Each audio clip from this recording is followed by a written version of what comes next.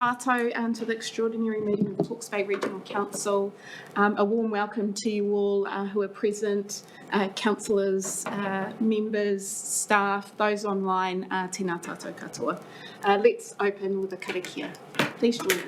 Whakakaka te hau ki te uru, whakakaka te hau ki te tonga. Kia mā kina kina ki tau, kia mā taratara ki tau. E hia ki ana te ātakura, he tio, he huka, he hauhu, ti hei, mauri ora. We have apologies from Tanya Hopmans. Are there any other apologies or notices of leaving early today? Late apologies for later of Councillor Will Foley. Councillor Will Foley, who will arrive quite soon. That's great. I'm happy to move those. Can I have a seconder? Thanks. Thank you, Councillor Van Bay. All those who agree say aye. Aye. Those against, carried. Are there any notices for today's meeting? There are none. Any conflict of interest declarations for today's meeting? There are none. Thank you. Confirmation of the minutes from the last council meeting held on the 27th of March. Moved and second, Councillor Williams and Councillor Van Bate. Those who agree say aye. Aye. Those against, carried. Okay, team, today's quite a significant meeting where we discuss, deliberate our long-term plan, which is a 3-year unaudited long-term plan. I'd like to thank everyone who's contributed over the months of strategic planning, of workshopping for this LTP to get us to this point. Particularly our CEO, our exec, Desi, and the team, thank you so much for all the work that's gone into the document that we will discuss today.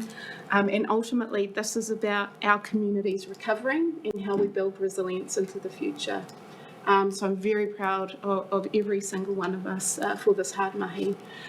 Today we get to also look at what we are proposing to our community on increasing inactivity around flood protection and emergency management, as well as those things that we're looking at slowing down or stopping. These are significant, but we have put in the work to identify what is the priority for the Hawke's Bay Regional Council in our communities. So with that, thank you, Nick. I'll hand over to you and the team. Thank you, Chair, and thank you to elected members for your guidance since, I think, June last year when you started the LTP journey. As the Chair has said, it's a significant day when you consider adopting your proposed LTP to go to the community. I'm really aware that there are lots and lots of attachments to the paper here, and navigating that can be a bit of a challenge. So as we and officers respond to questions that you may have, suggest we do that fairly deliberately so that we're all in the same documents at the same time and give ourselves a bit of time to get there. Just by way of context for me, I think councils around the country have found this long-term plan process as challenging as any they've probably ever gone through, and we have seen around the country some really tough choices trying to be made between delivering services to communities and the cost and extent of rate rises. Added to that for this region, I think really has been the impact of several years of ongoing challenge, starting probably way back with COVID, and of course encompassing the cyclone. And those challenges present themselves financially in lots of ways to communities and to organisations like councils trying to steer a course forward. As you know, this council is operating under specific legislation in terms of this long-term plan. So we're operating a thing called SWIRLA, which essentially meant that I think it's 8 councils around the country are producing short versions of long-term plans, unaudited. And the purpose of that really is to recognise the fact that we are in unprecedented times in terms of the commitments we have already made and you have made as a council in terms of agreements with the Crown, particularly around flood mitigation and the uncertainty which communities and councils face. So the government put through an order in council and a specific piece of legislation to allow this to be a 3-year recovery and resilience focused plan. So in preparing the papers for you today, officers have been cognizant of your early direction around focusing on recovery and resilience, and very much this being a bridging plan to take us through the next 3 years of that critical recovery period. And at the same time, in parallel with that, allow you as elected members, or enable you as elected members, should I say, to revisit your strategic priorities and revisit some of your key financial decisions for a revised long-term plan in 3 years' time.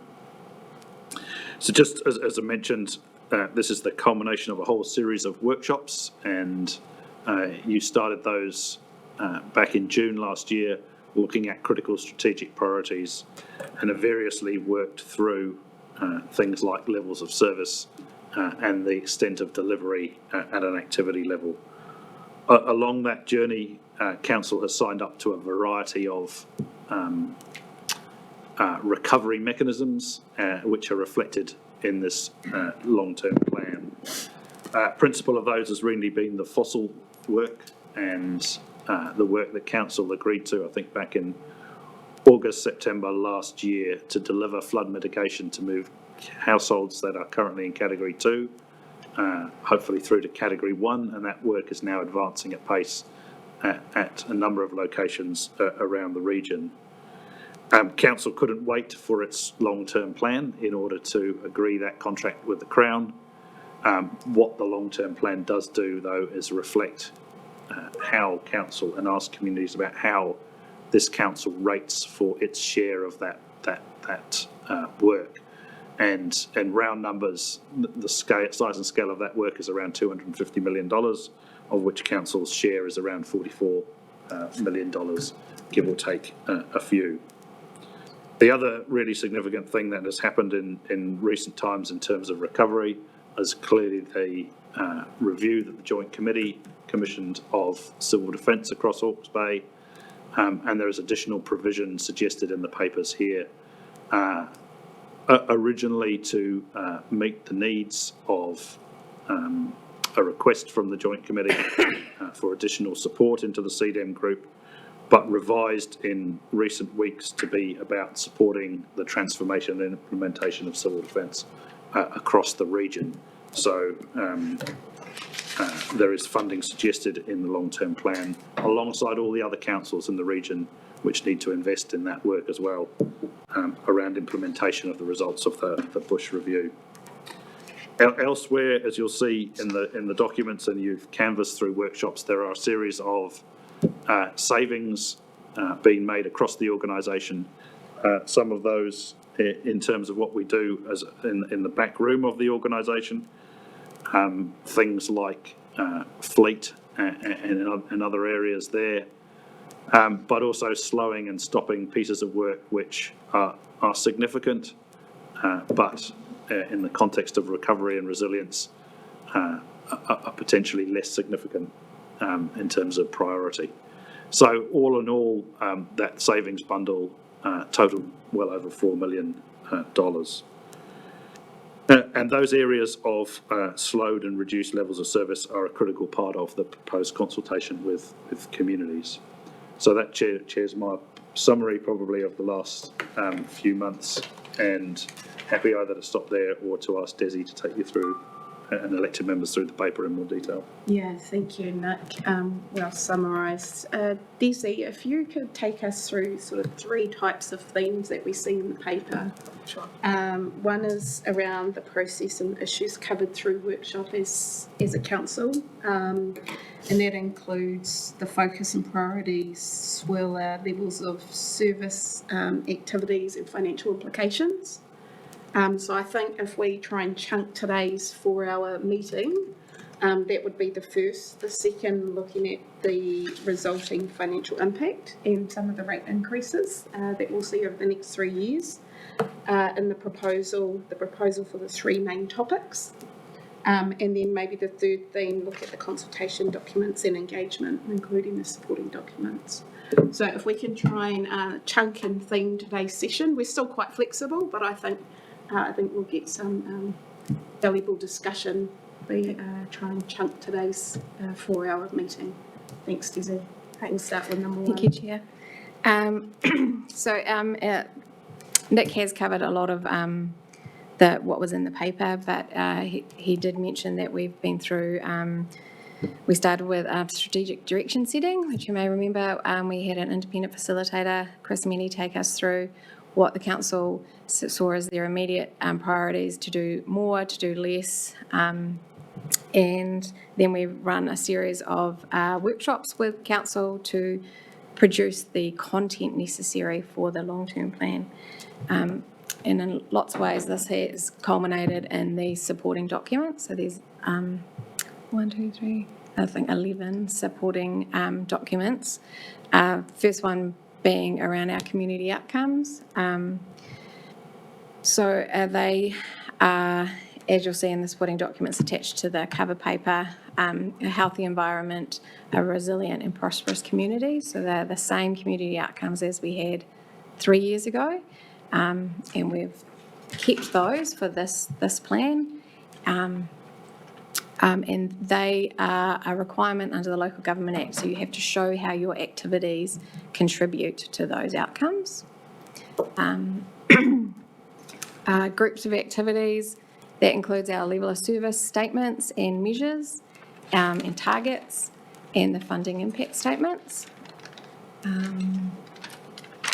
So we brought before to one of those 10 or 11 workshops the levels of service that we thought needed altering. I think it was before Christmas, and they've been worked through with those on-the-ground staff that are delivering those services, and we've made some changes to those for this 3-year term. But they are largely the same as they were 3 years ago. I think we've sort of tweaked them around the edges. Funding impact statements, so Chris, if you want to talk to those. In terms of, so funding impact statements have been put in there for each of the groups of activities, just showing where we get the funding for each of those activities and where it's being spread out. For a council, they are a better way of looking at the ins and outs of money rather than the normal financial statements in there, because they combine the operating expenditure and the capital expenditure. Yes, again, that's a requirement of the Local Government Act, that we have to present the information in that way. We also are required to do a statement on how we foster contribution to decision-making by Māori. So we've updated that from the previous one to recognise our Māori constituencies, and just updated it to current, up from where it was 3 years ago, but largely unchanged. Financial strategy. Do you want to talk to that, Chris? So we've re-looked at our financial strategy, and a lot of this comes from where in the last couple of LTPs we've had quite a growth period in there, and about borrowing in there to offset some of the rates increases. So the big change in the financial strategy included in this LTP or 3-year plan is about actually repaying that debt that we'd got there previously and setting ourselves up for the future. Infrastructure strategy, so that was probably the last piece of the puzzle that needed updating as a result of some of the reviews that have come through, the NIWA review, and we've tried to move that strategy forward to reflect that new information. Financial statements. Financial statements are the core of the financial part in there. As I mentioned with the funding impact statement, the standard financial statements that you do for an organisation don't really reflect what happens in a local authority, especially when you see the statement of comprehensive revenue and expenditure has large surpluses over the 3 years of our LTP. However, that's a result of the funding that we get in for the flood resilience program, the NIWI.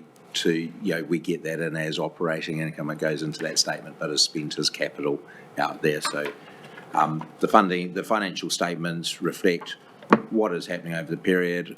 We look at the benchmarks that we set in all of our annual plans and annual reports, and they're all commented on in there. And then when we go into the accounting policies, there are no large changes in our accounting policies from our last annual report. There's no new financial reporting standards or that we've had to adopt and make changes for, so it's a fairly consistent with our last annual report. Accounting policy? That's what I just... Oh, okay, sorry. Significance and engagement policy, that is unchanged from the previous one. So we, again, these are all requirements that we have to have under Schedule 10 of the Local Government Act. And these are the information that we rely on to develop the plan and the consultation document. So they're pieces of the puzzle that help us build the plan. Our Treasury, liability, management and investment policies. So the main changes in there have been combining 3 of those policies. So Treasury, liability management and investment used to be separate policies, all very much saying the same thing. So we've taken the opportunity to combine them into one. The primary changes in there is that we have outlined and alluded to the mandate we've now given HBRIC to for the investment portfolio and the desirable growth that we want in that space. We've also taken the opportunity to look at some of the delegated thresholds for counterparty limits that we hold, given the amount of cash that we're expecting for the flood resilience program and have received for the debris. We're looking at making some changes to the daily transactional amounts in that policy as well. Outside of that, there shouldn't be any material changes. Statement of council-controlled organisations is largely an update on the previous statement, and it includes more information on Food East. So again, it's another, you're required to have that, and you have to say what your CCOs are and what their KPIs are and the significant forecasting assumptions. Again, an update, it states that we're using Burl for the basis of our inflation with some changes, what population estimates we're using, what rateable units we are forecasting over the 3 years of the plan, and other financial assumptions and non-financial assumptions. So just labouring the point on these things, these are pieces that we have to do that then we build the basis of the plan. Thank you. We'll just pause there and we'll take questions on these supporting documents, given it's a decision in 2.1. So we'll just take some questions now for the team about these supporting documents. Councillor Cooter? Thank you. A wonderful set of documents. It brings a lot of clarity to our process of culmination in that. Just while you're on clarity, can I just take you to the infrastructure strategy?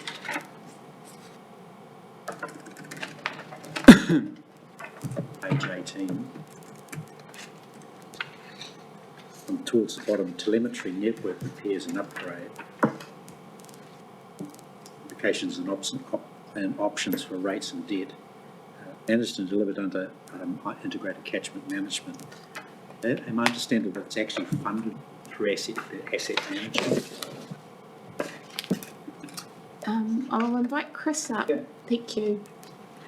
Did you hear that question, Chris? Heard half the question, sorry. About telemetry and funding. Yes, so in the strategy, it's stating that it's delivered under ICM. Yep. But as I understand it, the if you like, the revenue lines and the expenditure lines fall under asset management. So that's my understanding. So ICM deliver the service delivery for that. In terms of the replacement and possible upgrade, that's funded through our NEWAC contract and will be delivered through the PMO structure. So normal service delivery of that infrastructure is through ICM, and the upgrades will be funded by our Crown contract and delivered through our integrated, you know. But when I go to the impact statement, it's showing the revenue and expenditure line Yep. falling into asset management. That's correct. So I think for historic reasons, there's a budget amount that sits under flood warning and forecasting, I think, that is effectively funding the service delivery that ICM do. That's my understanding. It's just a financial treatment. I've got Continue, several. yes. If I can, sorry, I've just lost my place a little bit. If I can go to the level of service and funding impact statements, Chris, just a comment. Like all plans, they're, if you like, always in progress. And if I can refer to page 3, governance and partnerships, page 3, down towards the bottom, a resilient community, HBRC delivers a coordinated program to reduce its own carbon footprint. We've identified performance targets as improve, improve, improve. I wonder, in fact, whether we ought to be putting numbers in there. But that's sort of a, if you like, what I'm suggesting is that we capture some comments, and when we come to finalise the plan, we possibly can contemplate additions at that point. Is that a good way of doing this? Yeah. Yeah, absolutely. I mean, one of the recommendations delegates Chief Executive for final approval and just minor editorial changes. So if we can just note the minors. Yeah, just we'll note those. And, Thank you. so it's just a possibility of including an actual number around our carbon footprint. Turning to page 4, governance and partners funding impact, I'm seeing under source of operating funds, fees and charges. We've got $1 million of fees and charges there, and I'm curious to know what fees and charges we make under governance and partnerships. Yeah, sustainable homes. Okay. Sustainable homes are currently reported under governance and partnerships. Thank you. So that's exactly That explains that. Thank you. And is the going further down to source of capital funding, increase, decrease in debt? Do I take it that that relates to system? That is Thank correct. you. Greatly vexed me at 3 o'clock on Sunday morning.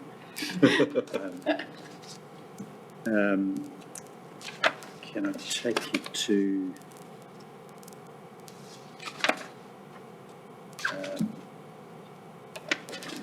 just going to page 15 under asset management? Again, a resilient community. The measures we've recorded there, 80 to 100% in performance. I would have thought by year 3 we would be 100%. I can understand 80 to 100 being the target in year 1 and 2. But should we be looking at being more precise in year 3 so that we've got 100%? Councillor Curtin, you're Sorry. at number 23, level of measure 23 on asset management. 25. By 25. 25.1. 80 to 100.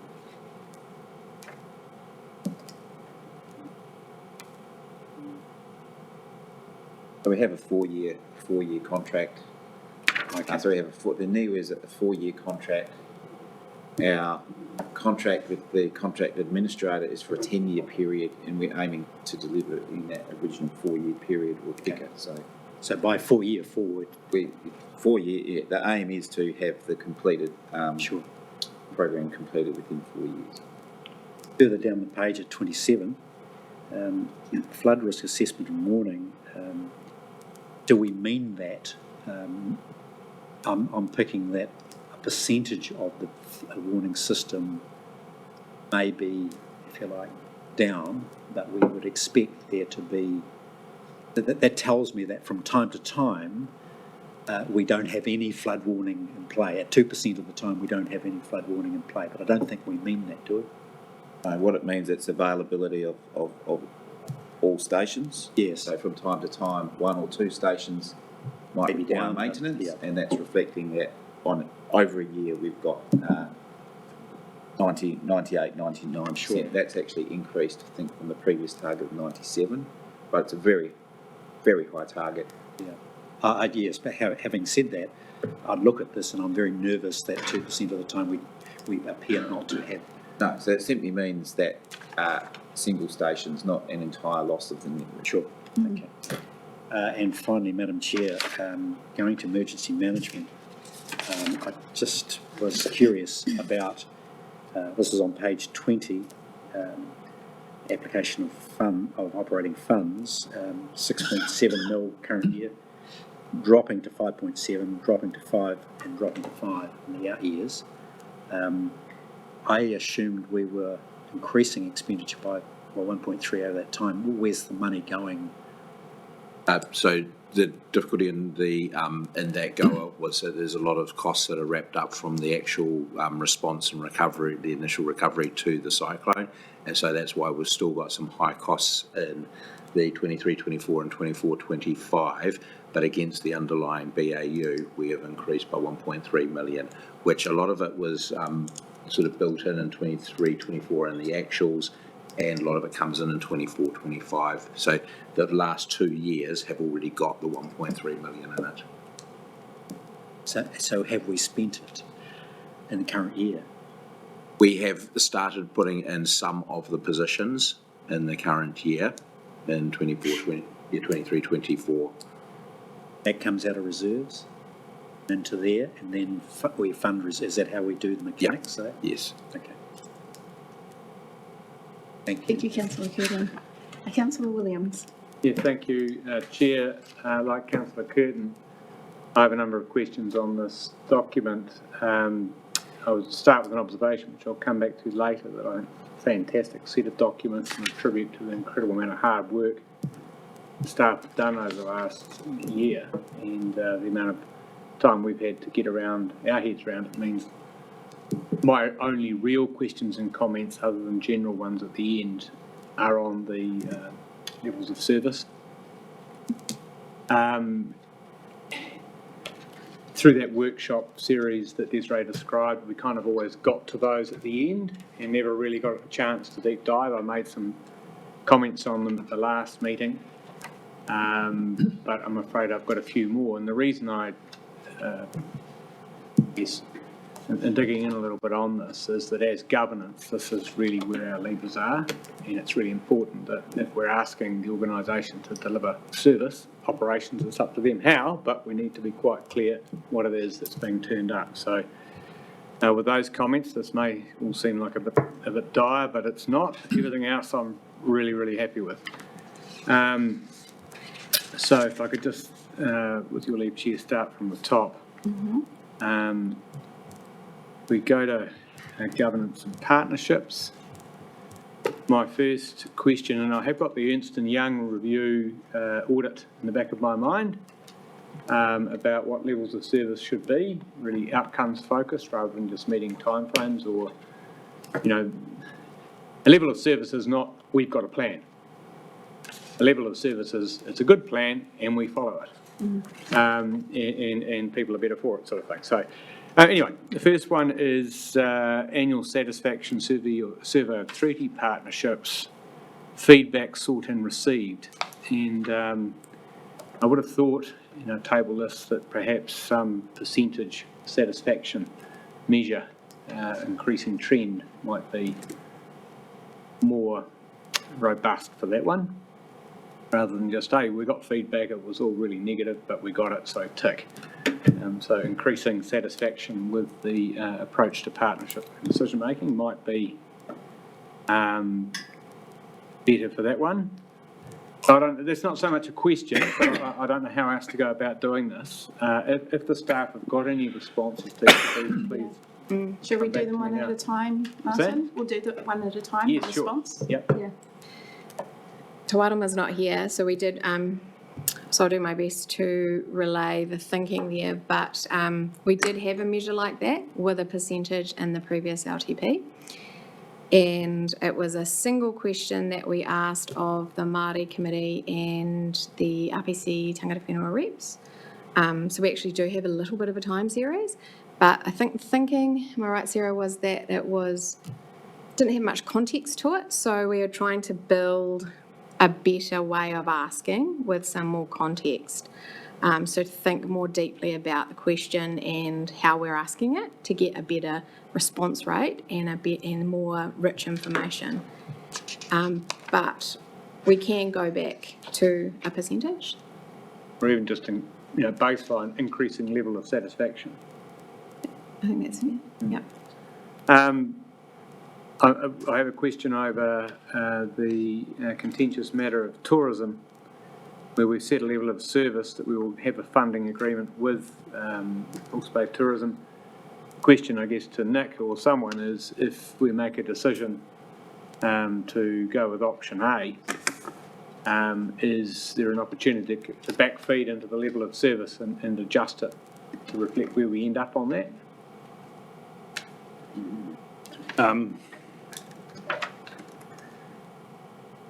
I think yes, at the point at which you make that decision, if the level of service is no longer applicable, then there'd be no point in having it.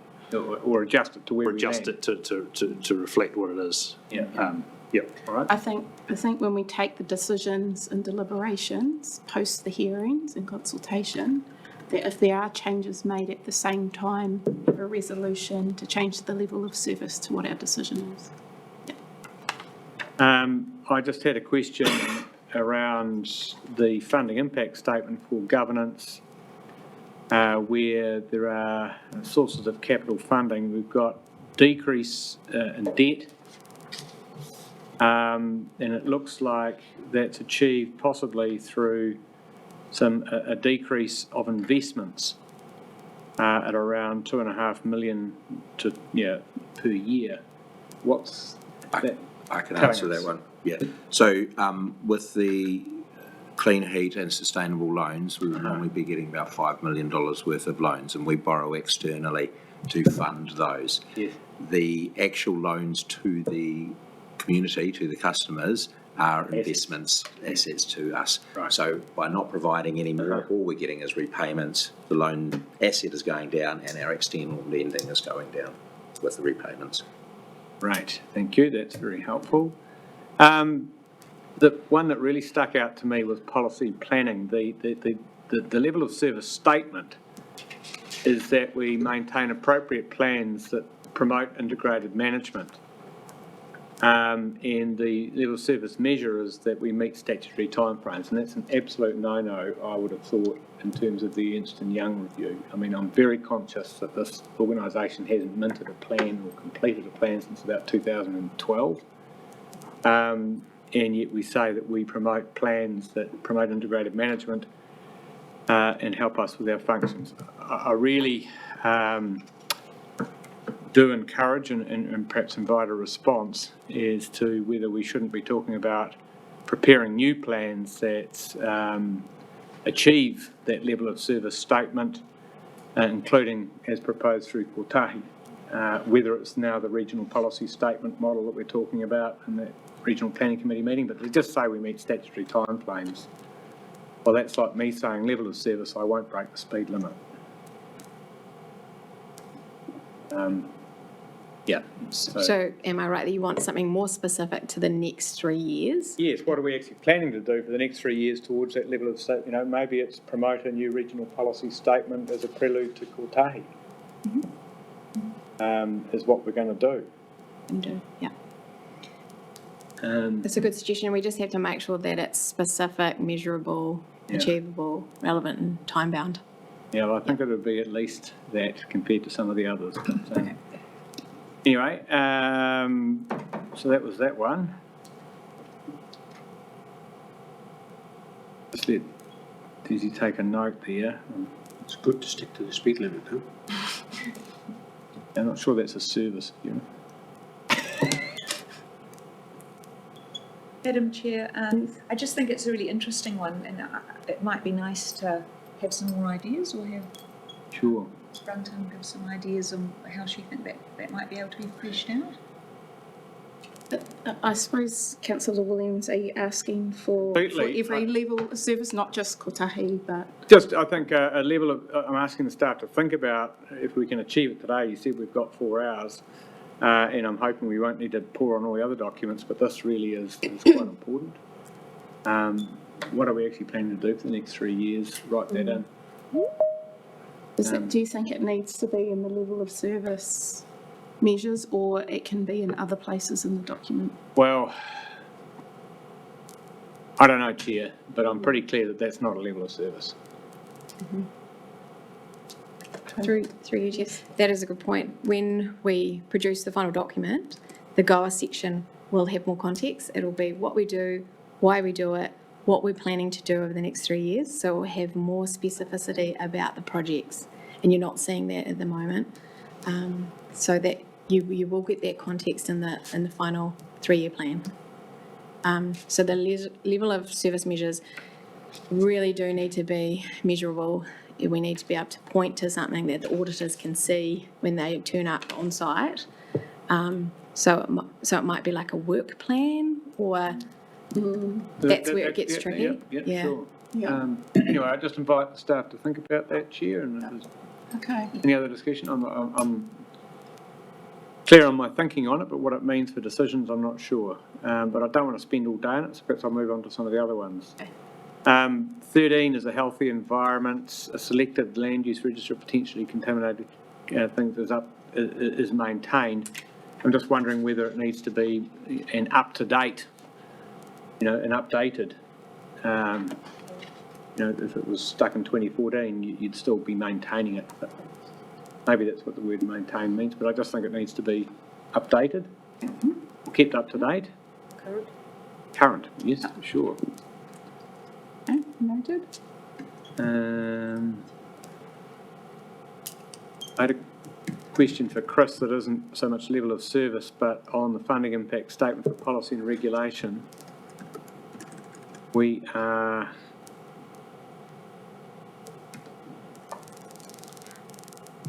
no, I think that's all right. I think I've answered my own question there. Integrated catchment, bear with, getting there.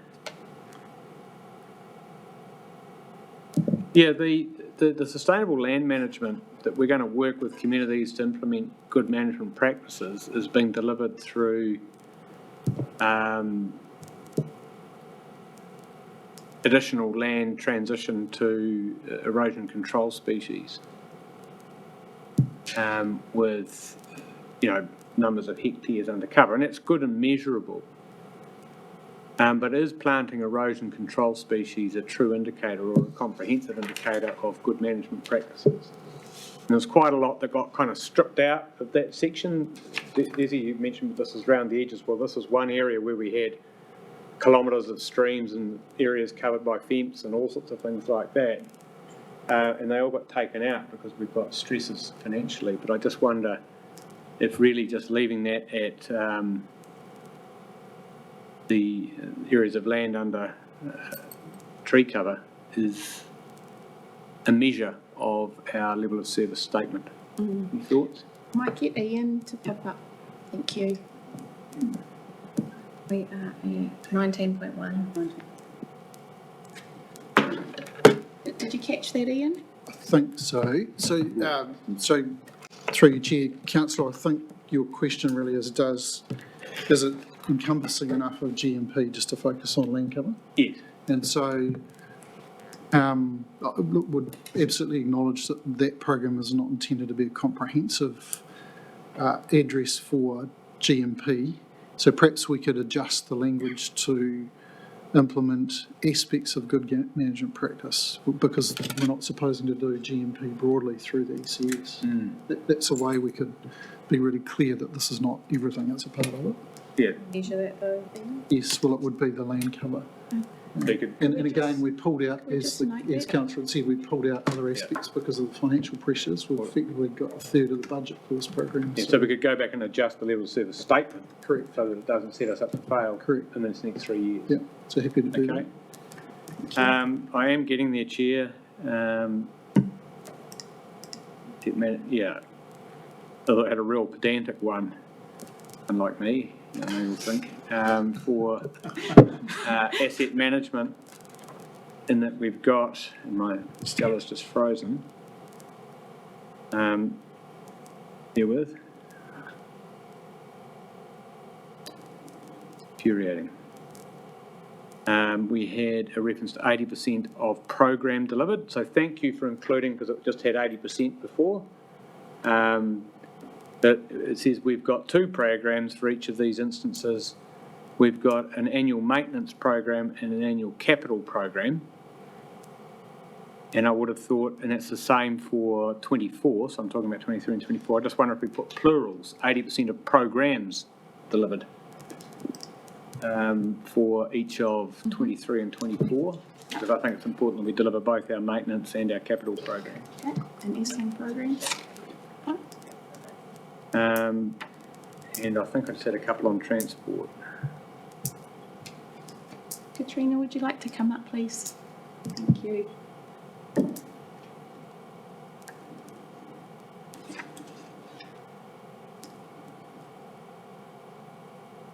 Just before I ask Katrina that question, or ask that question, Chris, emergency management, I have to say I think the performance measures are more about having a plan than having a good plan on delivering it, but I'll hold that thought because we've got big reviews there.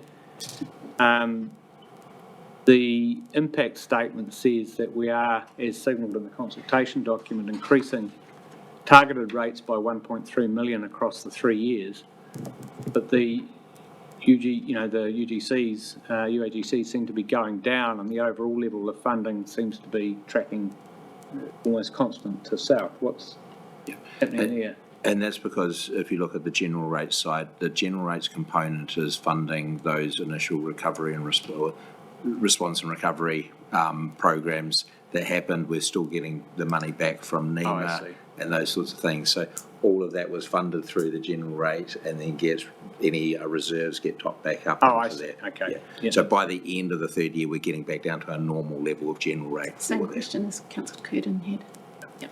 Can I just dive in there, because I'm still struggling with this, having heard your answer, because you're telling us that the funding increases by 1.3 million. That's in the body of the report, 1.3 over the 3 years. So can you just explain that again, please? Are you saying, the surplus or the deficit doesn't reflect a $1.3 million increase over the 3 years? I'm just trying to track where that's going. Can you help me there? So in the line of general rates and the payments to staff and suppliers, both of those lines include a number of costs that are relating to the initial response to the cyclone event, and those costs going out over a number of years, or number of months, and even into this year and a little bit into next year, as well as sorting out some of the reserves there. So the level of general rates there is well in excess what it would have been if there was not a cyclone going through. Really, the business as usual stuff around civil defence is reflected in the targeted rates, because it is 100% funded through the targeted rate going there. So your BAU is funded by the targeted rates principally, and that's where you're seeing the increase in costs and the increase in 1.3 million going into there. But the net effect is going the other way. I think, Councillor Curtin, what Chris was explaining is that there's an aberration this year because it's loaded with so much. There's more than funding. $1.3 million worth of additional costs in civil defence, one-off costs in the current year than there would normally be. I have to take your word for it. Take a cup of tea and lie down, I think. Councillor Williams. Yeah, thank you. And Katrina, you might be able to shed light on just the first one, so one in my pedant category. Line 35. Year 1 says we're going to adopt an RPTP, and year 3 an RLTP. Are those the wrong way round? Aren't we adopting an RLTP this year? We're adopting an RLTP this financial year. that we're currently in, which is 23-24. Is it? And then in the 24-25 financial year, we do our RPTP, Not and again. we take a break, and then we do it again. Okay. Lots to look forward So to. next year is a refresh year about Thank- RPTP. Thank you, Katrina. All right, sorry. More seriously, but that's slightly disturbing. The road safety team, I think it's an excellent thing, will deliver a program of safety workshops and that's towards a statement that we implement road safety initiatives so that the transport network is safe and accessible. That there's a very clear and, I guess, measurable performance standard of 50 events or initiatives, but I guess the question raised is, are they any good? Are they effective? And I guess I'm wondering how to better anchor those, 50 events or initiatives to improve road safety or something like that. It doesn't, they could be flops. Any thoughts about that? Chair, I suppose they could be, but the events do come directly out of the program They come out of the plan. of road safety workshops, which first and foremost, the objectives are set by the RTC, and then it goes to the road safety tag, and through all of that, the road safety program is developed alongside Waka Kotahi's experts in the region, and then Okay. they're monitored also by Waka Kotahi. Okay, so you could say 50 events or initiatives in accordance with the road safety program, but it's probably implicit. Yeah, I think that's implicit. All right. My last question, and I'll probably dig in a little bit more on this one, is we've been, I guess, at risk with our performance statement or level of service for bus patronage ever since I've been here, where it's maintain increasing trend. And what we simply cannot control the number of people actually get on the bus, but what we can maintain or increasing trend is the number of bus services we deliver. And I wonder if that one shouldn't be, instead of number of trips on Hawke's Bay bus services, it's the number of Hawke's Bay bus services each year is maintained or increased. Any thoughts of that change, Katrina? Desiree? I think that we can do that. There's no issue with that, accepting that it is subject to The funding. I understand that, but And yeah. so if funding was ever to be cut, then we wouldn't meet our level of service either. I think we'd have a better reason than people just deciding not to get on the buses, because we put out My Way and patronage has still gone through the floor. I don't know what you have to do. Yeah, thank you. Now look, sorry Chair, I did have one last question for the day, period. And it's on the statement. Yes? No? It's on the statement of significant forecasting assumptions.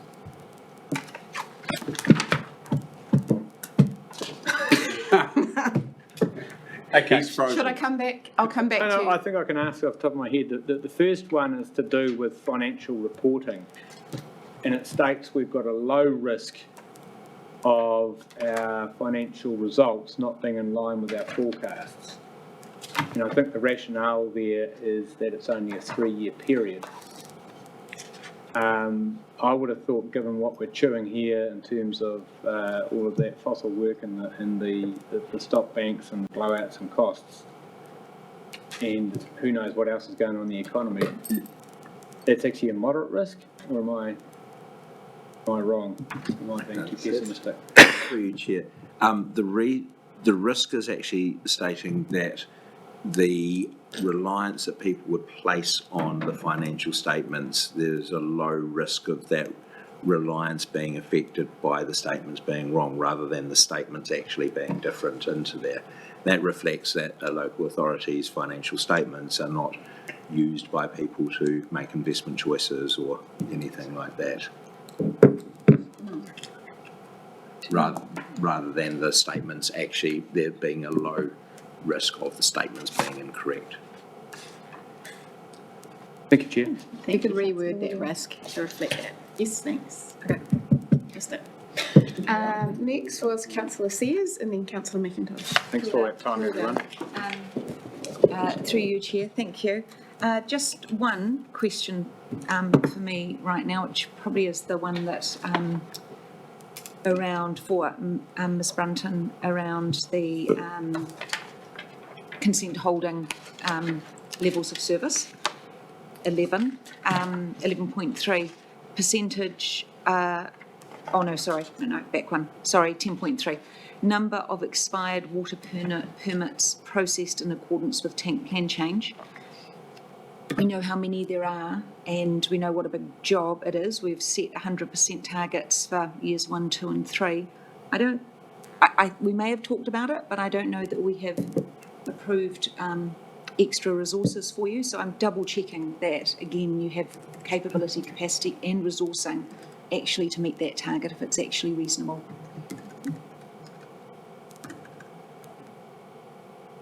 Through you, Chair, no, there is no extra resources coming for the team. And to achieve that, we are engaging a number of consultants to help us with our workload. And you're quite satisfied we don't need to reinvestigate you needing more for that, and you're comfortable with that 100% for 24-25?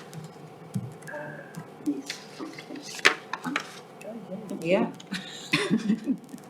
It's an opportunity. It's an opportunity, Chair. I'm offering an opportunity just to reopen if you'd like to ask for anything more. Through you, Chair, without a doubt, it is a challenge. It will be a challenge for the team.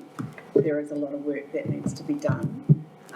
But ultimately, we've got consent holders who need certainty, and we're more than well aware of that. And we've got a statutory responsibility to do this work. So we will absolutely be relying on consultants to supplement our work or our capacity. Thank you. Councillor McIntosh. Thanks, Chair. Some comments on the consultation documents. On the summary. Oh, is this the... We might leave that, so we'll try and get through these supporting documents and then we'll go through consultation document. Yeah. Any other questions for the supporting documents? Councillor? Sure, Chair. Bear with me, I've got a bit of a list and just work through them. So if we can go to the 09, the Treasury. Sorry, which paper? Paper 9, Treasury, Investment and Liability Management. Okay, so just a series of questions here, so I'll work through them, thank you. On page 3, bullet point halfway down the left-hand side, ensure externally managed investment funds protect the real capital value. So my question here is from recollection, we have used for the strategic assets, the capital protected, as I think the rate of compounding was 2%. And we know that it's either 2 or 2.5, I think it's 2. We know that it hasn't reflected the reality for the last couple of years. The question is, ought we to adjust, backcast and adjust to actuals when we're looking at applying that for capital protection? So the general idea that we are using this as a test of whether we protected our capital or not, but we know that with the benefit of hindsight, particularly over this period of increased inflation, that we haven't achieved that, and that it's, and that we haven't achieved the capital gain, but also the losses have been greater due to inflation. So my question is, do we just accept that, or do we choose to bring a more real-world view to what our capital protected assets should be? Because the consequence is that we're actually, the practical consequence is that we're under counting inflation and therefore we are under protecting strategic assets. So mate, that's not possibly a question we can ask today, but I do think it's an important one. I'm actually slightly lost as to actually what the question is, or more of a statement that you've made. And I'm happy to take that away actually, because there's bits in what you've said that are factually accurate, but the statement we've made is, do we want to protect the capital amount? Yes, we do. Do we factor in what's happened in the past to the protected amount balance? We could. That's something we could think about. I think the primary purpose though is we need to protect that fund, the capital. So what the starting position is, or the middle position, or where we start is I think what your question is, but certainly going forward, it does matter, I get that, but I'm not quite sure if it actually matters. Well, I think we'd both enjoy knowing the answer to that question, because, if we got 7% inflation and we're only assuming a 2% inflation, so we're going, for every year that happens, we're going backwards 5% in terms of the way that we assess what that capital predicted amount should be.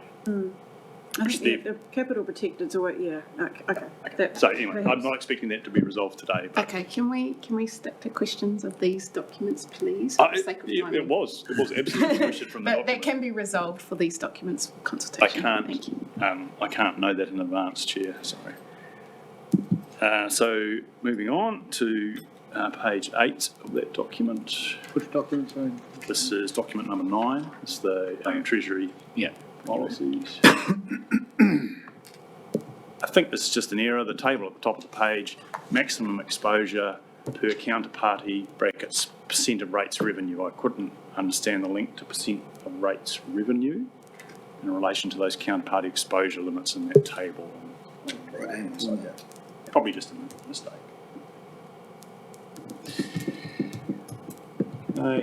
Next page. Debt repayment guarantees contingent liabilities. I just wanted to understand, whether we are acting as guarantor, and B, whether we have a register, so of those commitments. Just haven't come across that in my time. What was that paragraph? So debt repayment, under that, the second paragraph under that talks about guarantees and contingent liabilities. The Regional Council may act as guarantor to financial institutions on loans or for organisations, clubs, trusts, business units, So my question is, are we? And how are we tracking that? So we currently don't have any.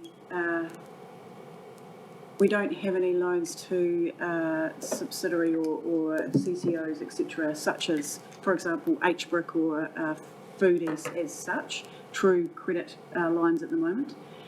We would, in the event that that surfaced, we would certainly look at whether providing a guarantee was required from the parent, but at the moment we just don't have any. If we did, we would certainly track that, absolutely. Okay, so you're not aware of any other guarantees that we've given to clubs or trusts or? No. No. Okay, thank you.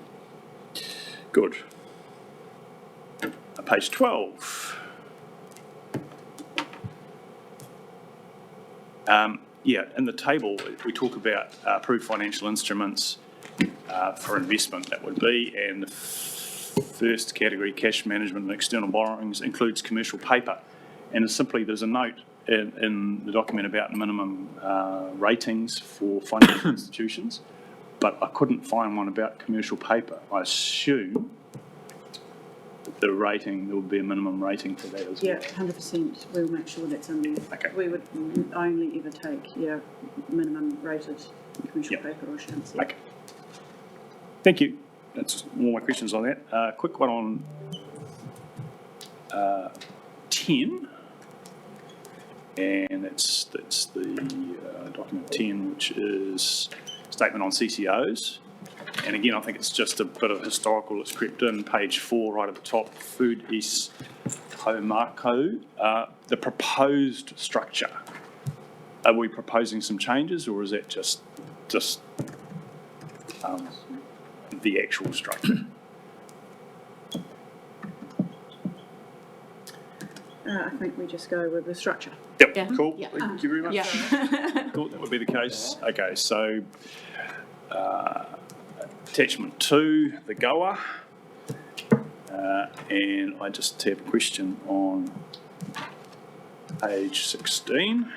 I echo my colleagues' comments about service levels in relation to buses, and I have in mind a lovely graph which shows the historical decline in bus patronage, and I'd love some kind of concrete measures that we would target to reverse that trend, but I accept it. Probably not in control of that one. Anyway, page 16,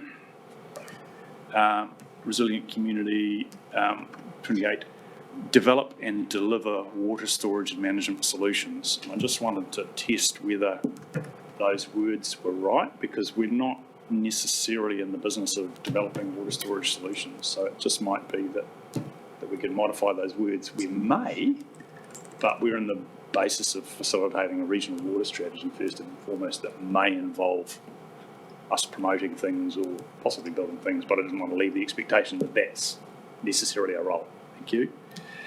Thank you. Chris, would you like to respond to that? So I think that refers to the two infrastructure projects which we're actively working on as opposed to the overall strategy. Yep. So it's true to say we are delivering a pilot MAR project and we're also working up to appoint storage proposals. So I guess it's supposed to reflect that. We can look at the language more closely because we're not actively delivering large infrastructure, but we're certainly delivering components of infrastructure and trials and things like that, supporting the overall strategy. So, Okay. We just get some word clarification. Yeah. Thank you. Yeah. Yeah. Thank you, Chris. I thought that would probably be the answer. Just conscious that things may change down the track with the current track of government and interested in water storage, and we're not necessarily the builder of these things. And lastly, on document 4, which is financial something or others. Financial strategy, page 7.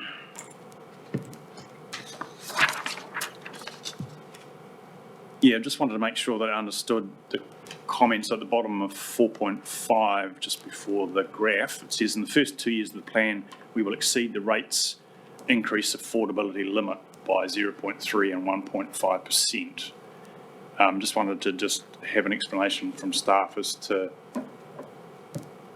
how that works and how meaningful is it, and is that something we can just simply do or not do, please? Yeah, the rates affordability benchmark is set at 8% of so that a rates increase, the dollar of the rates increase wouldn't be more than 8% of the operating expenditure in that year. The reason that it is exceeding that is because of the amount that we're having to repay for the previous loans and stuff. We looked at it, we do not consider that there is any impact from breaching that benchmark in there.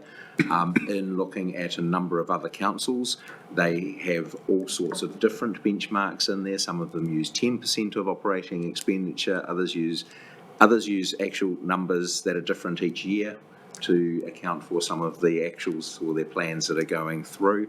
It's not a defined percentage that is used or that is required in the Act into there.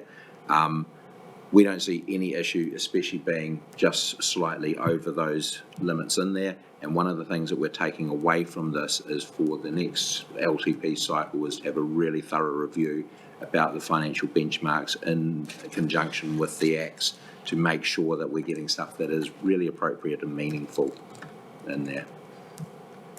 Thank you. So just to check my understanding, we, through our LTP process, presumably have set our own fiscal constraints in terms of, and this one is, a bunch of controls on ourselves, and one of them happens to be the 8% increment of operating expenditure. So we've made a judgment call that breaching that is appropriate in the circumstances. Especially as the amount of capital expenditure. So a lot of our funding is going towards capital expenditure over those first 2 years. Hence, we end up with quite a large surplus in our statement of comprehensive revenue and expenditure. And so this benchmark doesn't reflect that actually a lot of the rates that we're collecting is going through into funding capital works rather than operating works there. Yeah, not sure that I entirely accept that argument because most of the expenditure on flood protection is on the fossil program is CapEx. The OpEx aspects of that only come down the track as we start to service those loans. So I think there's a technical issue there, but I'm not qualified to know the consequences of us breaking our own rules. Just note that it's I would potentially say ideal. The last time that this would have been an issue was in the 2018 LTP, where the increases would have been well in excess of those numbers, and at that point the decision was made to loan fund it to bring it back down into there. We know the consequences of that. Okay. Yeah. It's reversing Fair the point. rate smoothing. Yes, no, I understand. Thank you. That's it. That's Councillor. Councillor, who was next, sorry? Councillor Brogan. Me? Kia ora, Chair. Thank you, through you, Chair. Firstly, can I just do a little friendly reminder to everybody to go easy on the acronyms? Levels of service, well, you know, given our audience. Levels of service, page 3. Now, I'm not sure who is the... I'm actually not sure. Maybe I'll just start with you, Nick. So looking at the... well, I'm not actually sure who it is. The delivery of the, from the Healthy Environment, the Enviro Schools education program. Who does that? Whose workstream is that in? Susie. It sits under governance and partnerships, but it actually sits in comms and engagement. Fabulous. So I see that our measure is number of early childhood centres and schools participating in the program. Now, I know that we've discussed around this table the importance and the significance of that mahi with our schools and education providers. And I just want to challenge whoever that might be, Mike, that we could come up with a more powerful measure than just bums on seats. I know that they are doing fabulous work, and maybe I could just ask you to have a little a measure that reflected the mahi that those children are doing. And Just while Mike's coming to the table, when we do report on these in the annual report, these give us a platform to have a narrative. So we do talk about all the good work and what they've done, as well as what we're really trying to do over time is have more and more quantitative measures that can have a time series.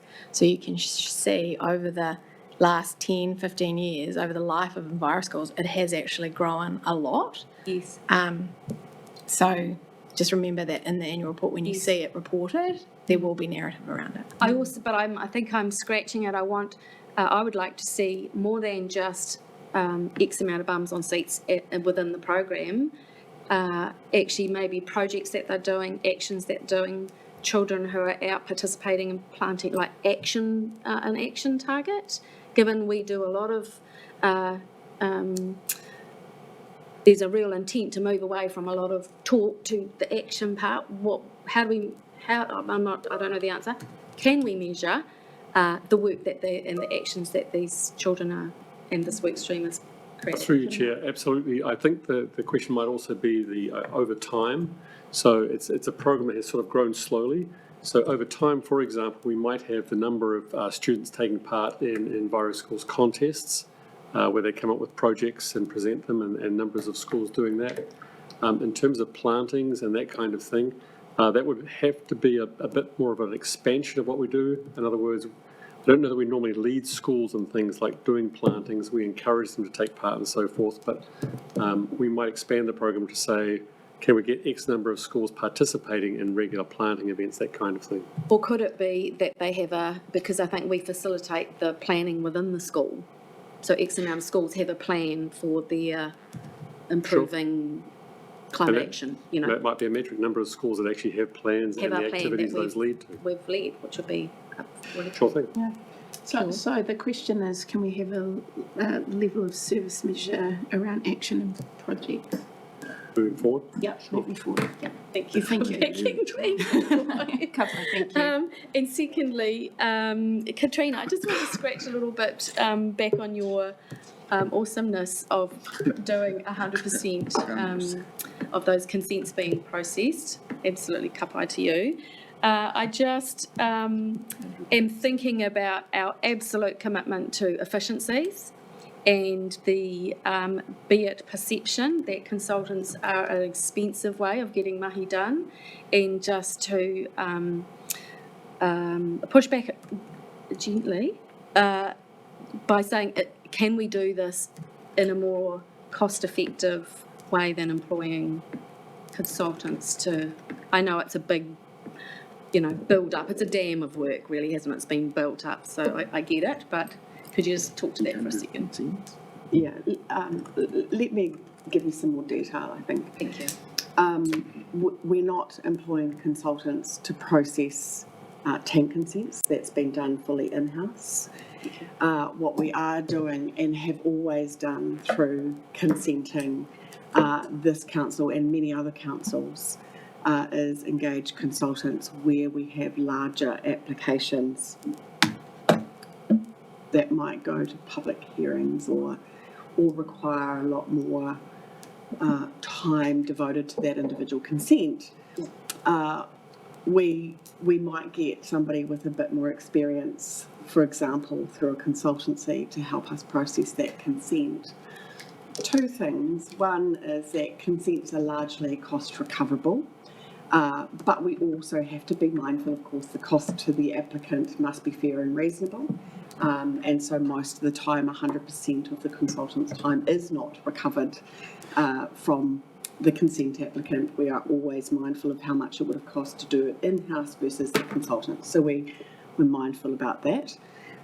Secondly, we would love to be able to employ lots of planners. So if there are lots of planners listening online, they should absolutely provide me with their CVs, because we do have current vacancies that we're unable to fill simply because we do not have enough planners coming through our universities currently. So if we could fulfill all our vacancies with permanent staff, we would do that first and foremost. But at the moment, we just can't do that. So it's a balance that we do, a little dance that we do all the time in terms of permanent staff versus consultants. In terms of the measure of 100%, it is a statutory requirement that we process consents within timeframes. There are times that we don't meet that, but it is always our aim to do so. Thank you, Katrina. Councillor Foley. Thank you, Chair. Just a question on the financials, and I might have just got lost in the bookshelf, but last LTP we had quite good breakdowns from the overall statements that we've got here now.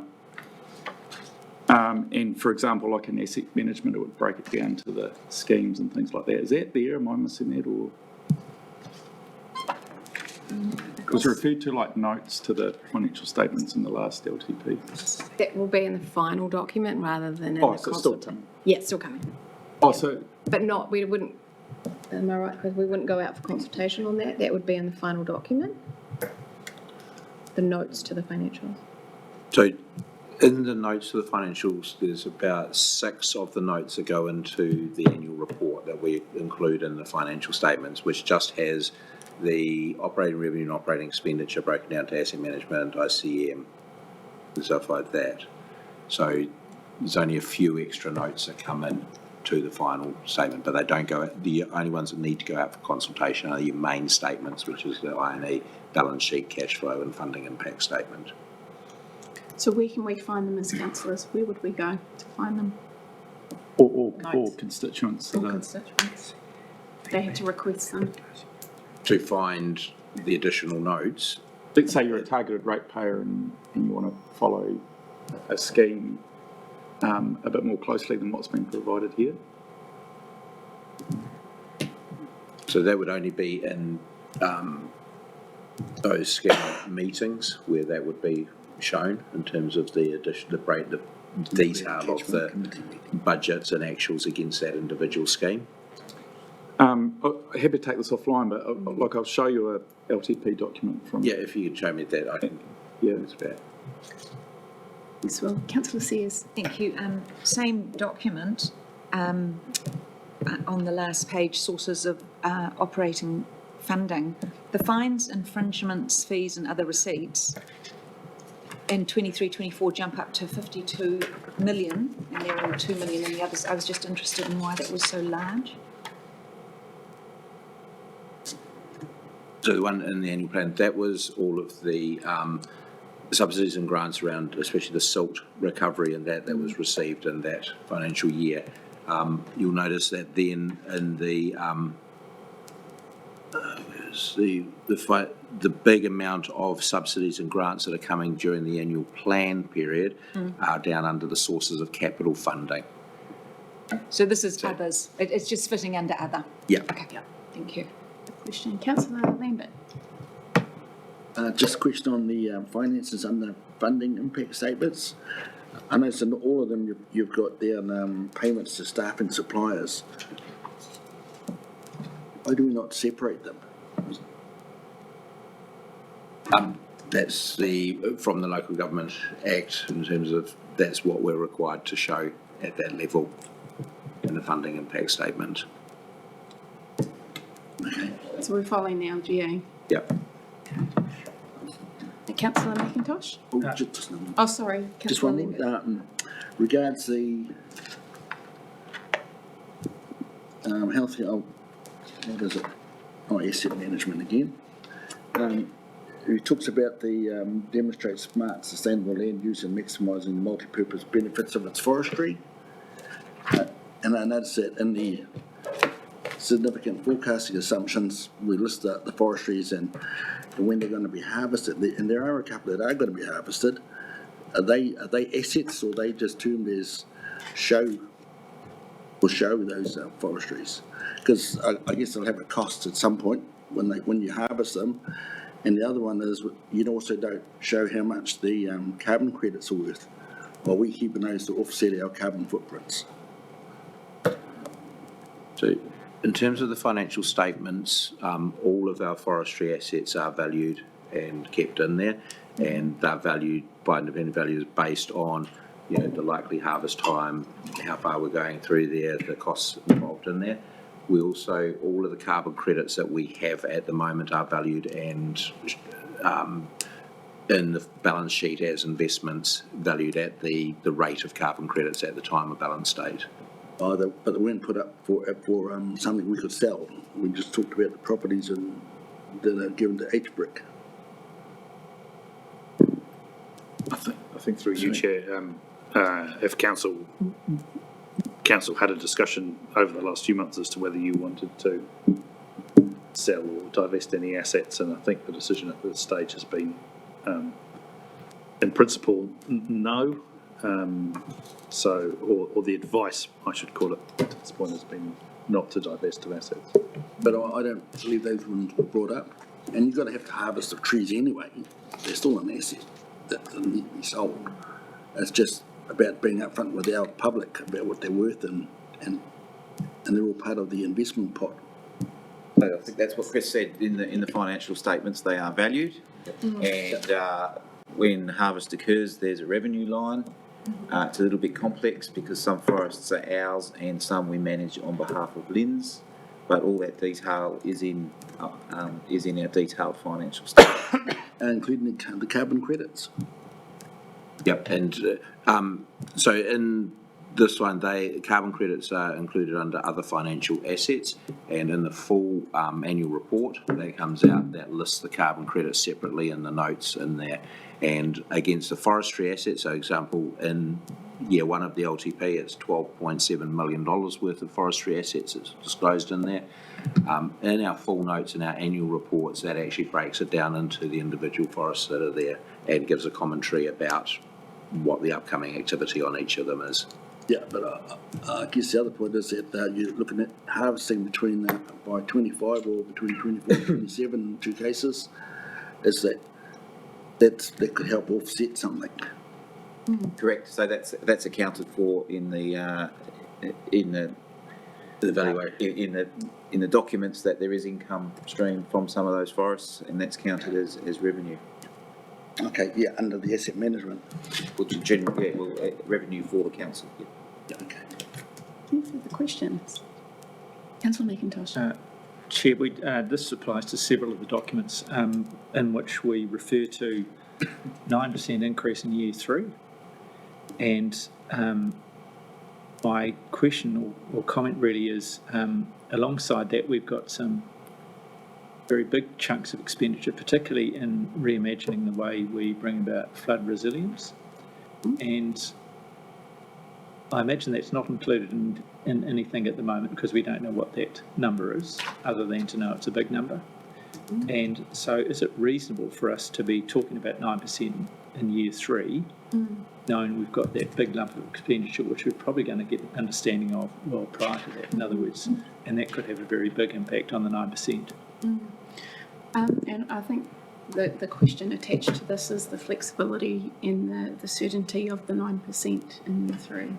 So if you can have a go at that, Nick. Through you, Chair, I think it's a useful observation in terms of where we are now, which is kind of what we have to take to the community. 9% is where it sits. I think we should make sure in the consultation document that there's a bit of a look ahead at what's some of those major considerations for council that are coming. And I think part of the reason we're doing a 3-year LTP is because of that uncertainty, because a lot of those scheme reviews that will reimagine the way we do rivers are so impacted by the cyclone. So perhaps we could just think about some additional text that gives a bit of a qualification to that. There is already some on page 5. Yeah, still a lot of uncertainty after the cyclone. We know big construction costs are coming, but we could beef it up a bit. Yeah, I'd sort of feel happier if there was something alongside the 9% figure. I don't think where we mentioned 9%, if there was a rider that went alongside that referred to those things. Yeah. And even if that text was italics, the 9% was in italics, so it's so unsure. So correct me if I'm wrong, every annual plan opportunity we get to refine and we have more certainty at that stage to adjust the increase every year. So that is another opportunity we can be more certain with our community about the rate that's struck for the year. So if it works, we'll look to beef up the text a little bit and perhaps be clear that there's some big decisions coming over the next few years. Yeah. Any further questions? There are none. I think that's a substantial discussion that we've had this morning, and I feel like we could have a break after this for a cup of tea, 5 minutes. Councillor Sears? Just a comment, not a question, just a comment to thank Chris's team and Susie's team on the financial strategy and the infrastructure strategy documents. I think they're so good and so well written, and if you read both of those as a ratepayer, you could really understand our focus, and they're not technical or black and white, particularly in infrastructure strategy. It really explains that we know how wide and big the problem is and what we're looking at. And I just really wanted to say thank you for that, because the kind of document that we can give to people, say, what are you doing and how are you approaching it? I just don't think we could have got better than that. So I just wanted to acknowledge that and say thank you. Yes, total good. Well done. Okay, we'll have a 10-minute break. Yep. Okay, wharepaku, and then we'll come back and we'll concentrate on the consultation document and engagement. Thank you. Just a note, Chair.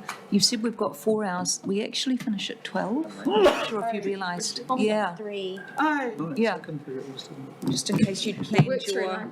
Make it Daylight saving agenda. We can do it. we can. No, we can. We can.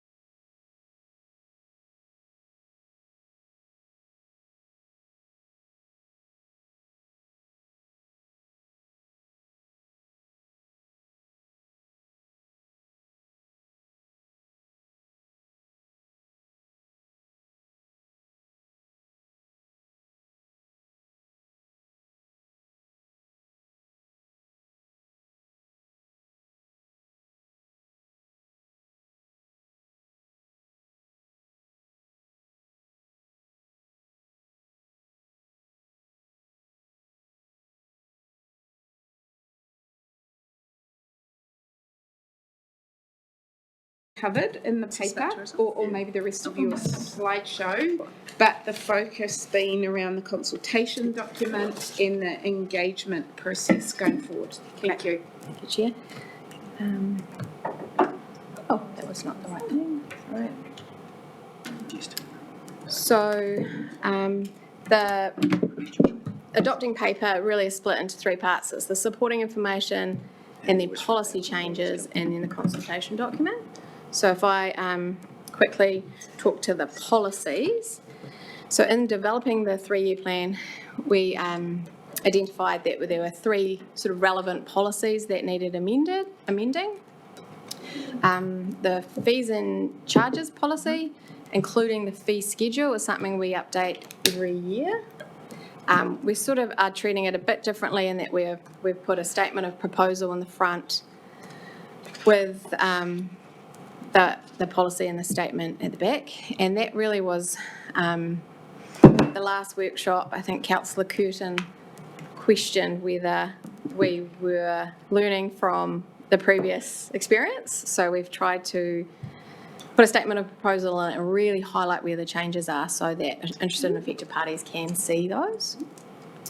One change that we've made since the agenda was circulated is a change to page 15 of the fees and charges policy, amended policy. We are proposing, page 13, sorry, of the amended fees and charges policy. We are proposing to include, to change the wording a little bit to make it clear that a Lagoima specific charge will align with the Ministry of Justice guidelines. So that is a change for our council. We have based it in the past on our normal dollar amount based on staff charges. And we think it's a less risky option, particularly with the increasing number of Lagoimas that we're requesting, that we base it on the Ministry of Justice guidelines so that if we do ask people to pay, we have a solid foundation to charge them. Mm-hmm. And we looked around and that's what the rest of the regional councils are doing. That makes sense. Okay. I'll stop there. Is there any other feedback on the fees and charges policy? Any questions on that document? Councillor Williams. Just one, yes, and thank you for the little insert boxes. I'm just trying to find which document it is now that highlight where the changes are. For example, individual resource consent application is 10,000. I think it might have been 7,500 previously. Can't remember, but that's my point. Would it be possible to go just one little step further? Fee increase from X 23, 2024. Yes. Yeah. Sarah says yes. Yeah. Put the previous number in. Yeah. That'd be great. Thank you. Good suggestion. Thank you. Okay. The next one is the amendments to the revenue and financing policy. Mm-hmm. So these really are consequential changes that we would need to make as a result of the decisions on the fossil program. So we've just gone and marked up the policy to show how we would change the policy based on your decisions on the flood schemes. Mm-hmm. Okay, are there any questions for revenue and finance policy amendments? No. Thank you, Desi. Oh, and the rates, remission and postponement policies. This is a consequential amendment resulting from the recent revenue and financing policy change, where we changed the valuation system for the general rate from land value to capital value, and it it includes a new remission policy to reduce the impact on standout ratepayers on the utilities rolls. Yep, makes sense. Any questions there? No? So we are consulting concurrently on these three policies at the same time as our 3-year plan. Okay. And then we're on to the consultation document itself. So the version that is on the agenda today is a Word version. We The comms team, Kath, our graphic designer, has designed it, and we do have a copy of that to show you today, which we can table. It looks amazing. And you'll remember there's also, I think Jenny, she's got 5 of them. And there's a 4-page summary which includes the submission form. So I think let's probably stop there and take feedback on the consultation document. I think it's just got the frillies on it. So Desi, just in advance of that, just to confirm that the content of the Word version and the design version are the same. It's just that it's been given its Prettied up. face. Yes. The only exception to that is in the change sheet. We have made sort of several minor changes for readability and minor corrections, mainly grammatical. But we did change the sample rates. On page 32 and 33, we took out the table and have shown it all as infographics. It was just a bit of duplication that we thought was better as infographics, and we included a sample rate for wide or residential, which was missing from the table. I will stop there and take feedback. Yeah, thanks team, and it's looking great, particularly the summary document. Councillor Harding. Kia ora, Chair.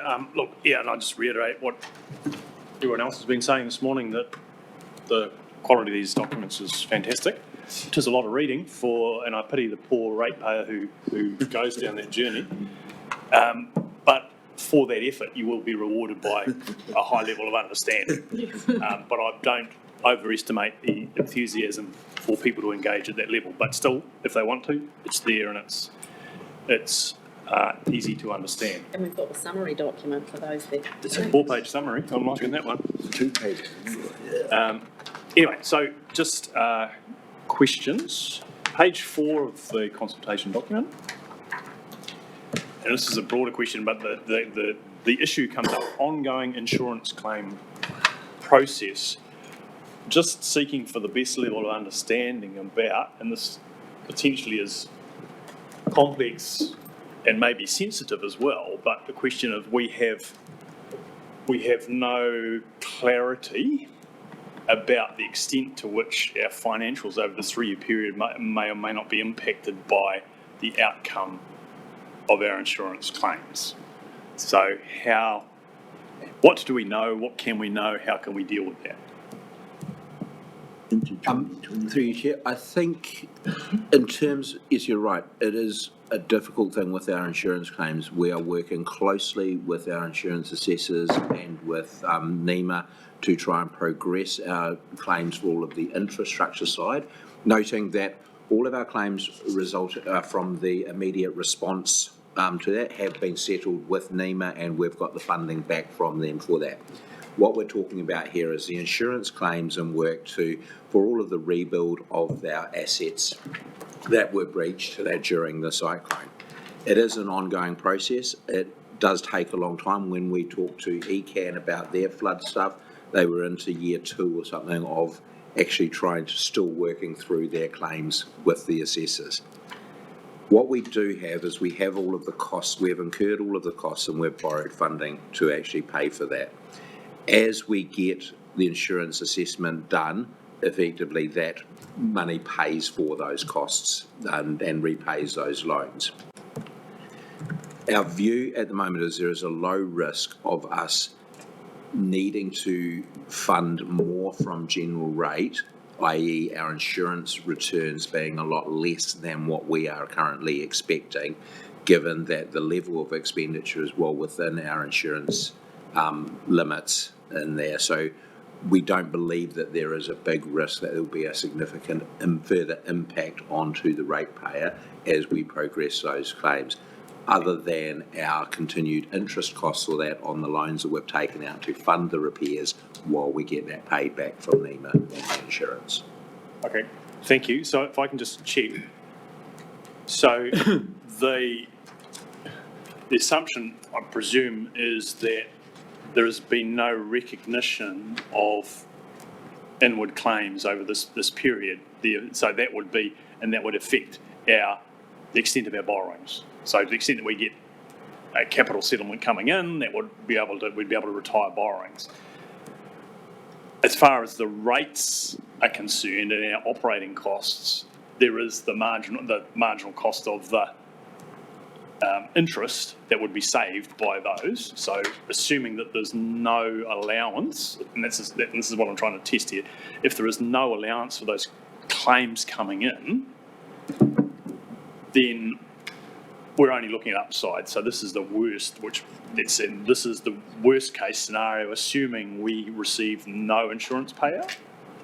No, this is assuming that we receive insurance payouts over the next 2 to 3 years that will start to reduce that level of borrowing. So when we have gone through our loan table and saying what are the loans, what are they out for, we are assuming repayment of those initial loans to cover the rapid rebuild and that being repaid by insurance proceeds in the next 2 to 3 years.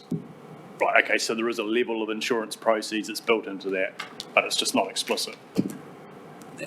Yep. Jess, did you have anything further to say on that? I'm sorry, I might have missed the earlier portion of that, but yes, we have allowed for the expected timing of the funds coming in and the costs that there come from that. Yeah, in the last 12 months, we've had a bit of a buffer with other funds sitting in the account that have kind of offset the cost to date, but from June, the risk around those costs prolonging has been forecast, but we've also mitigated that, and we're pretty confident that those claims are getting to a place where we will have those funds coming back in soon.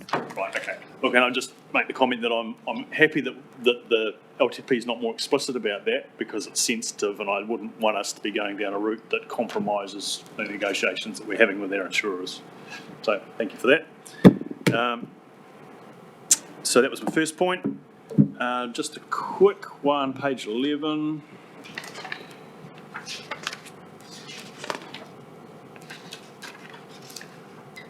All right, Whirinaki flood scheme. Just have a little bit of thought, just titles for those, for the different tables, because it's a little bit, you could possibly get confused about which is Whirinaki industrial and which is Whirinaki other, so it could just be tightened up a little bit. Thank you. Page 13, Rongaho.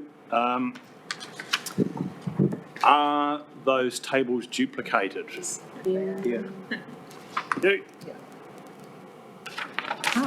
Page 29. No? No? One's capital, one's mate. Yeah, but the numbers are the But same. the numbers have been duplicated. Oh, I see. There's a different one down the bottom. Good spotting. So the operation and maintenance table figures are incorrect? Yes. So those are yeah. Yeah. Right, okay. And last point, page 29, making our investments work harder. Point 1 says allow investment assets that are currently tagged as strategic to be sold to reinvest in better returning investment assets. If we just clarify that they're still strategic, so it's just a rearrangement of our strategic assets, it's not making them non-strategic, that would be good. Thank you. Thank you. Yeah, thank you. Who was next, sorry? Councillor McIntosh. Thank you. I don't know if I was next, but can you go please to page 5 of the online version? The sort of subhead there is repaying money we borrowed to help keep rates lower. I think we should say, I know we do say it later, but I think we should say there something to the effect of during COVID, because otherwise it seems a very unreasonable thing to have done. Do you see what I mean? Was. It was a good decision at the time. It was a reasonable decision at the time. So it's the main drive is pushing rates up. second bullet point on that. Oh, I see. And you want it in the heading? Because those are the headings that you read the one and then you go to the more information on it? Yes, I'm thinking of the sort of the reader that will just pick those pieces out of it. I think I would put during COVID in there. Starting with COVID. Yeah. Yes, Chris. The LTP at the time had a significant increase in council services and was already looking to borrow money to actually pay for those. That was then exacerbated by us having a zero rates increase for that first year. So we ended up borrowing more. And so it's not just COVID that has caused, it was the reason for us borrowing. You mentioned COVID later, so that's okay. Taronga we've covered. Look, on the last page, there was a reference to, you've taken the table out, but the graphic for CHB rural didn't match the table. So I think the graphic is now accurate, but I just want to make sure that's the accurate number and not what. What page number are you on, Jock? So that's the, that's It's the page 43 of the printed document. Yeah, the posted. So in the earlier version, the graphic for CHB rural didn't match up with the table. Okay. Now the table's gone, so that kind of fixes that, but I just want to make sure that's the right figure. That was one of the reasons we looked to change that area, because the infographics were to start off with trying to show some different averages or that, but it was found that was quite difficult to show averages. So we actually showed some of the actual ones from the table into there. Yeah. We found that got a little bit too confusing, so decided to go with one set of the numbers that are our sample rates, so that will be resolved. Can I talk about the summary document very briefly? Of course, yeah. The, I should bring that myself.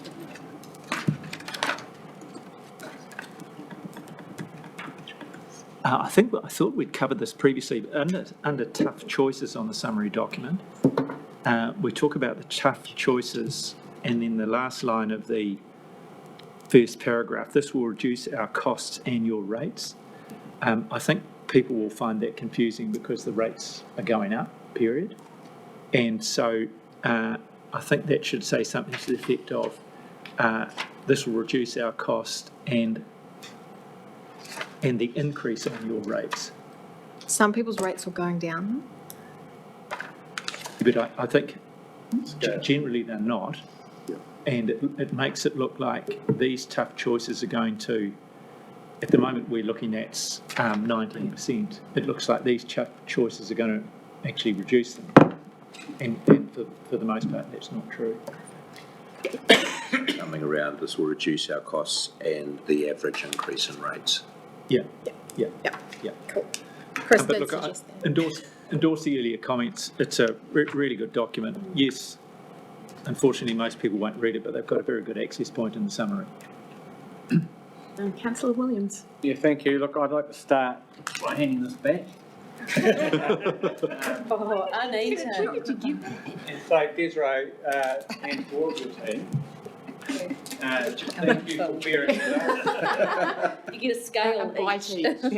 I don't deserve that, you guys do, for the way you've responded to all our input to date and turned up a document that I'm actually really proud of, and I'll come back to that later. But I just had a couple of points. I just really get the sense that what we're doing here is smart and wise at these times, and robust and well thought through and considered, which is quite remarkable in the context that we've come from. To get our heads sufficiently high to be able to do that. So I think it reads really, really well. I just had a couple of comments. The main substantive one was to do with the sustainable homes, actually. I learned a bit more about what we were doing on reading the consultation document with this than I thought I understood. But if you go to option B, It says we could continue offering clean heat grants and loans for the next 10 years, impact on debt. I think I've just answered my question. So that's additional debt that we continue to take on over the 10-year period. Correct. What partly threw me is that the summary document, little 5 pages, says continue but phase out over the next 10 years. And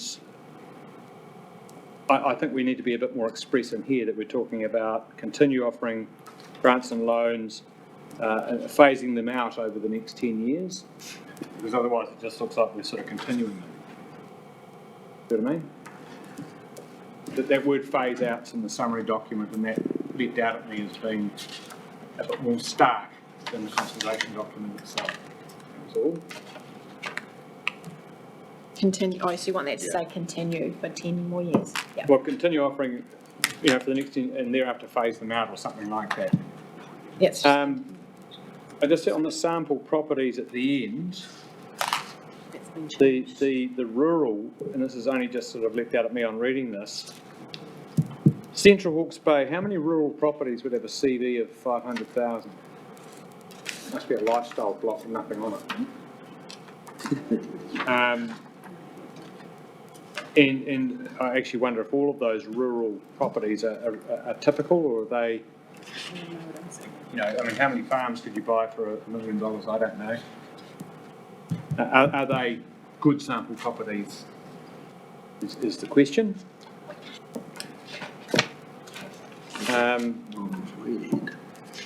And I just have one last little minor suggestion.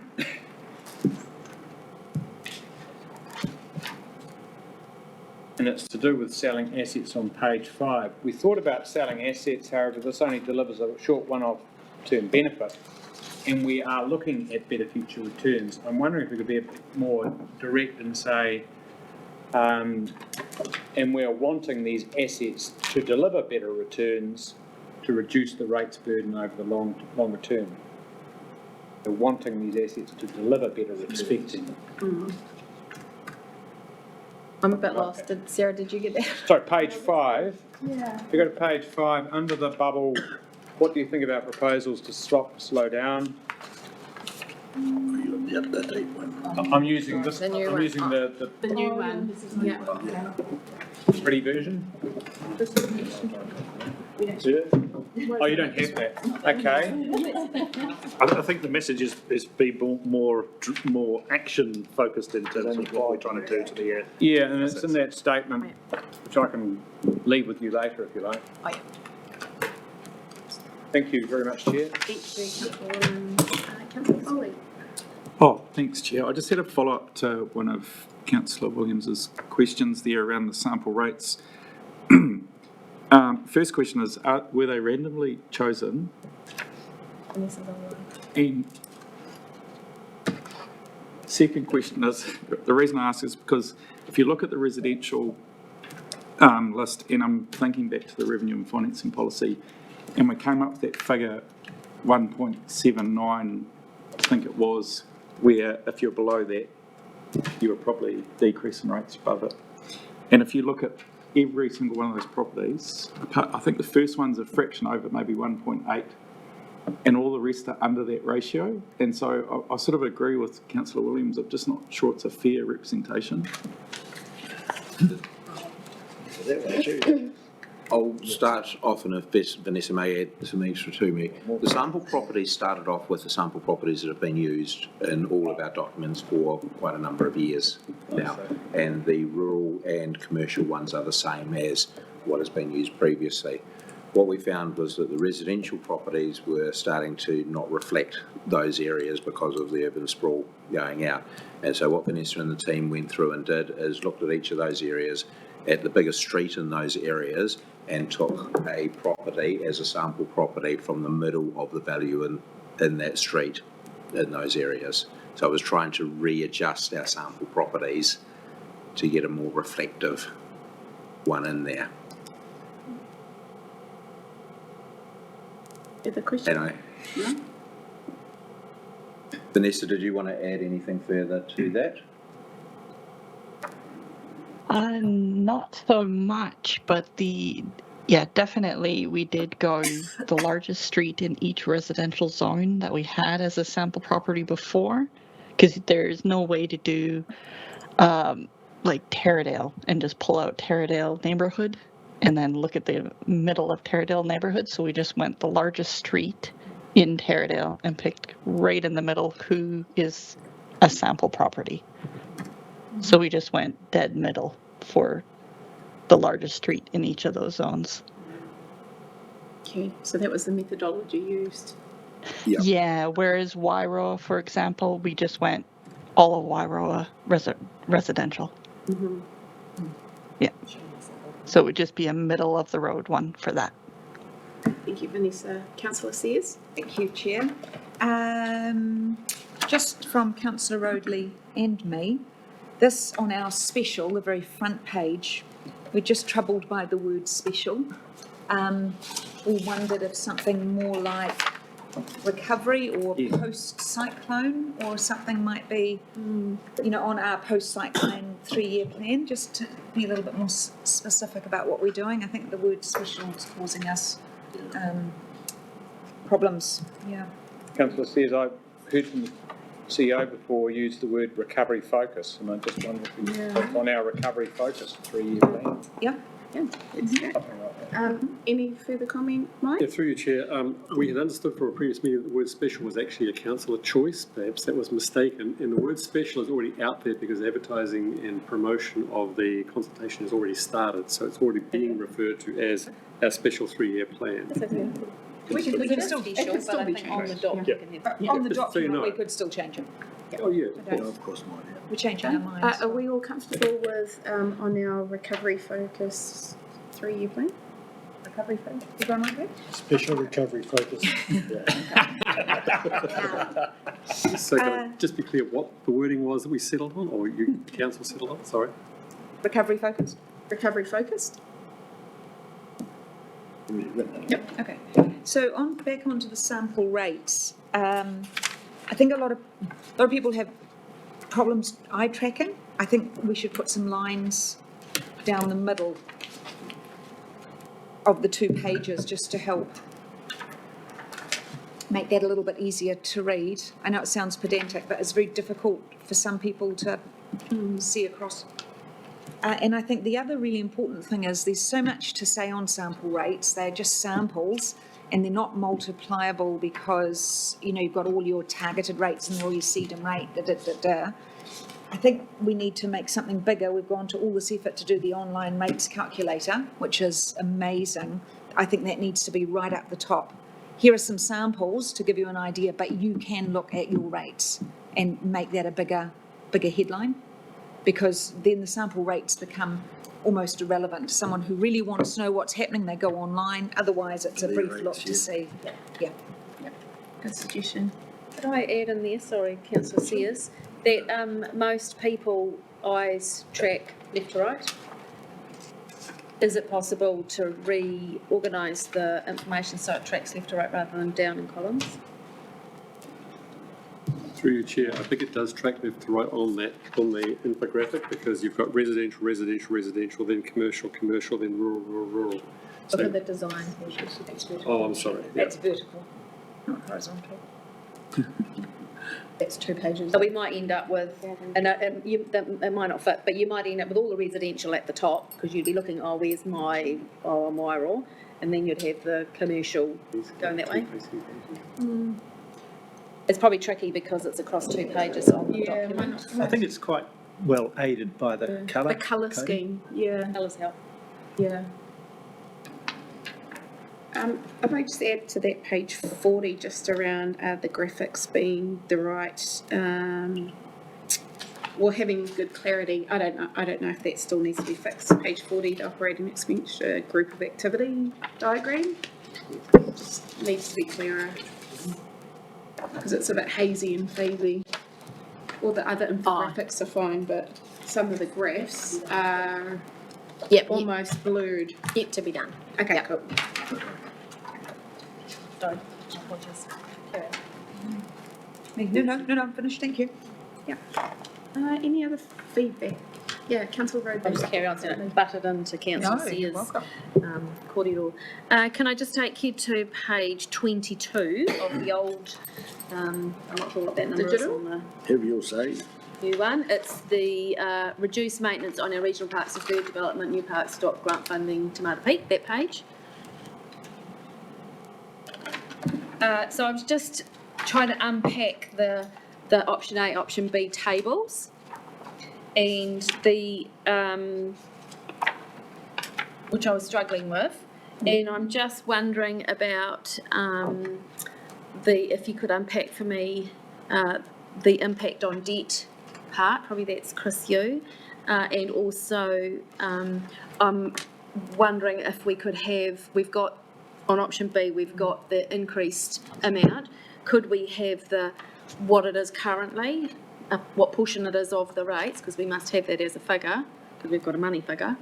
So currently it's, if we do this, it's going to be those numbers there. But Chris, could you first talk about the impact on debt, because I know that we're going to have to talk about this. Yep. So I think on the impact on debt, the big things that are being stopped are the actual further developments in the new regional parks, and they would be debt funded as they were developed and gone through and then sort of paid back over a number of years. So that's where the big impact on debt is coming from. Yeah, so it's for the defer the development costs for Ahuriri and defer work on the Wairoa Regional Park and capital works on the cycleways. So if we don't do those things, there's still an impact on debt? If we don't do, we still do have some debt funding, which is smaller. So we've only got 130,000 over the years for some of the cycle maintenance and that we are going to do. But if we wanted to do Wairoa, Ahuriri and the full work on the cycleways, we would borrow all of that funding to do that work and then be repaying it, which would increase the ratepayer contribution for the repayments and for the additional operating costs. So on option A, there is no rating impact, even though we're borrowing still 132 and 135. Option A, that borrowing is already built into the 19.6% increase. So so option A, the preferred option on all of them, is as already factored into the financial statements and the rates increase. Is it possible then to show what that amount looks like as the portion of current rating, proposed rating? Just so, as a punter, I can look at it, well, if we do that, it's going to put my rates up by 9%. If we don't do that, it's going to be, how much of my rates is that? So on that one, we're saying that included in the existing budget and the 19.6% is 1.7 million of ratepayer funding. Yep, and that equals how much of the rate take? The budget. I think that mathematically. Is that figure there, isn't it? Well, that would be 1.7 million of the total of 50 million rates. Yep. So that's, and it doesn't account for any other funding, external funding or loans that are coming in. Yep, I get all that. So can we put that in there as that's how much of your rates is going to be going towards option A? Would you need to do that with every one of them then? Is that flagged near the start of the document? That option A, all the option A's, the preferred, make up the 19, are incorporated in the rates proposed. And then option B has the line which shows the rate increase additional to the preferred option. So if you go with option B, it's an additional nearly 1%. Yeah.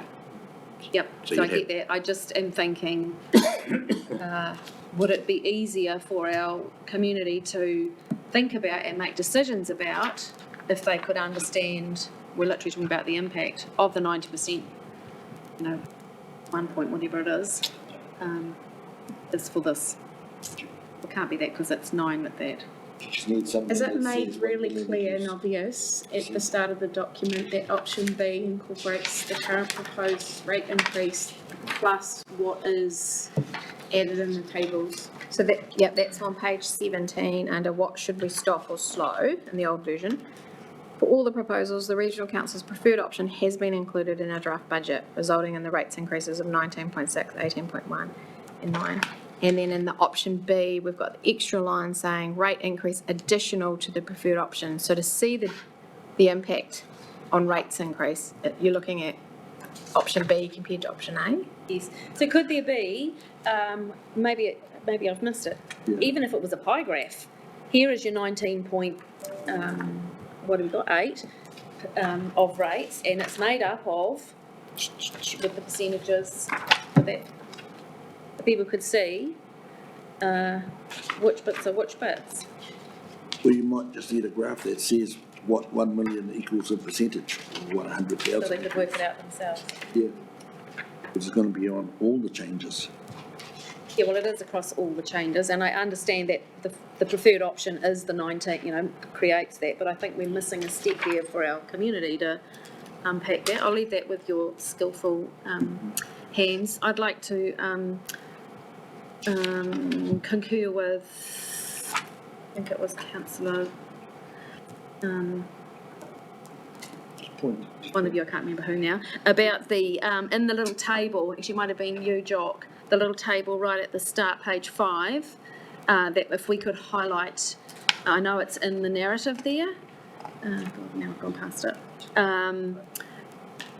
What will the rates increase be? The little table there, I know it's in the narrative, but I think we could do something on the year 3, 9% to be really clear that actually it possibly won't be 9%.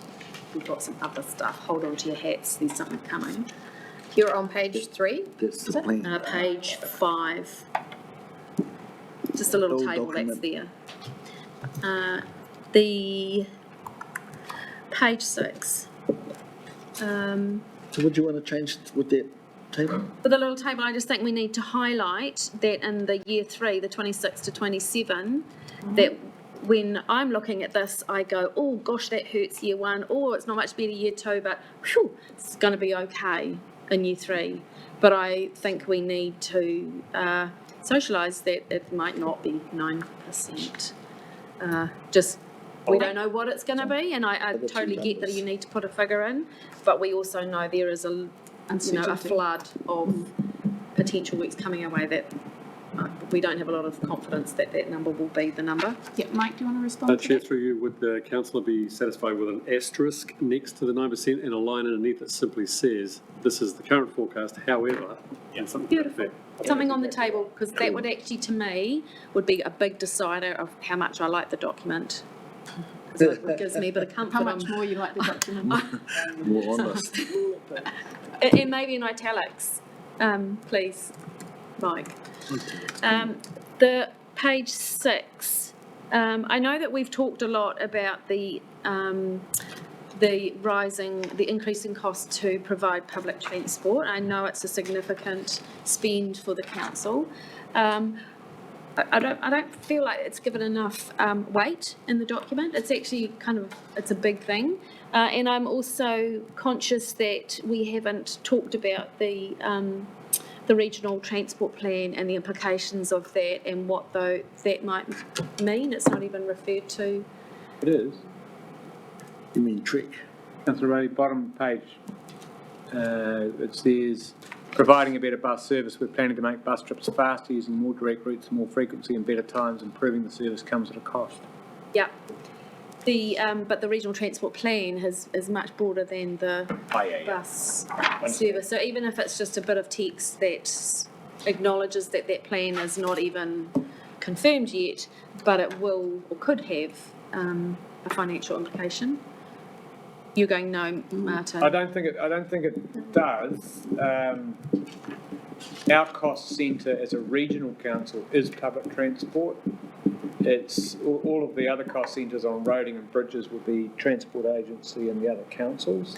So what is locked in is the public transport plan, and we're planning to deliver a component of that, which is what that paragraph is saying. And the cycleways. The big plan that you've been looking at over the weekend and what have you is sweeping in a lot of cost centres for other authorities. True.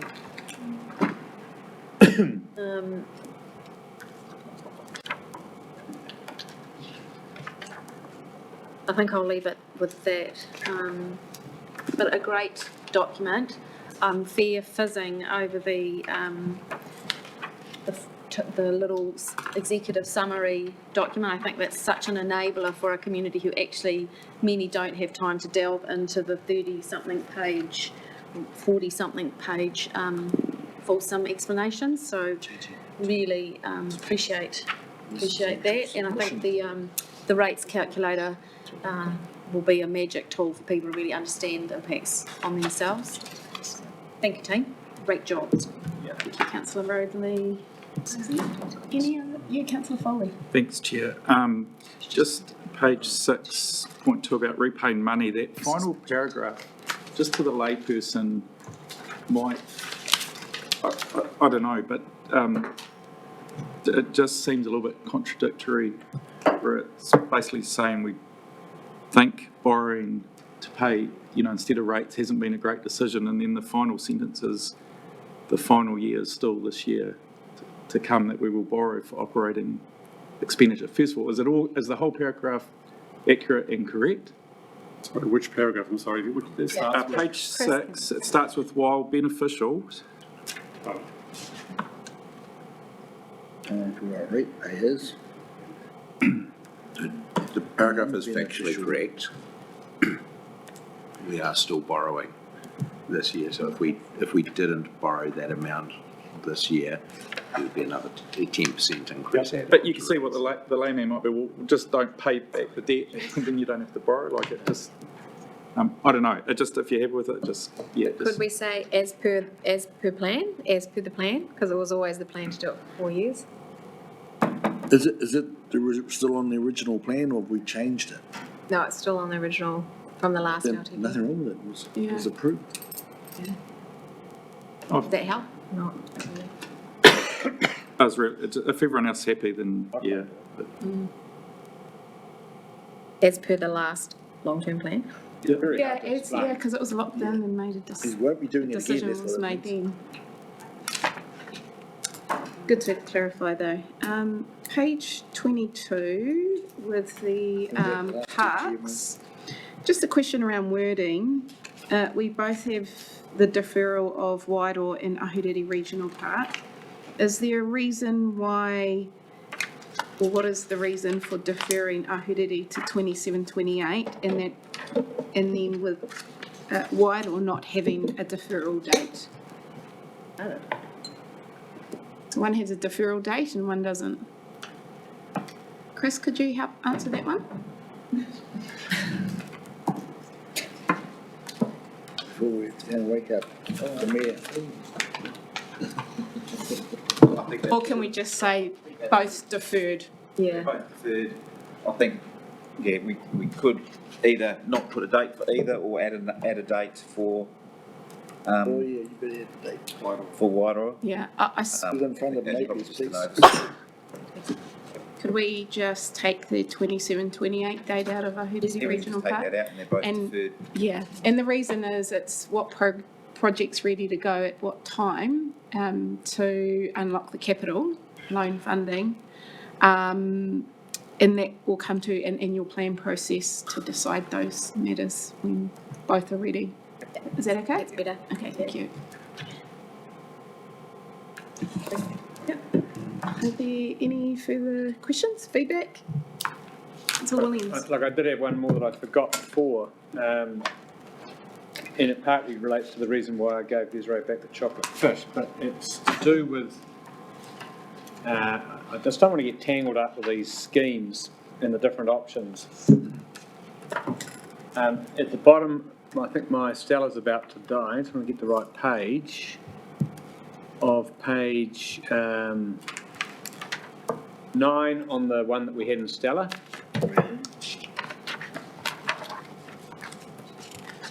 It says for all 4 areas, and my immediate thought was what 4 areas? But I think it's something like for all 4 areas where, new schemes are proposed, we have included other possible rating models with dollar impacts for comparison. I do think we should probably add these words but these are not specifically proposed for consultation. But I think otherwise people are going to get, well, I quite like that one in the middle there. And yeah, whereas the blue ones really are. So I'm just suggesting here for all 4 areas where new schemes are proposed, we've included other possible grading models, but these are not specifically for consultation.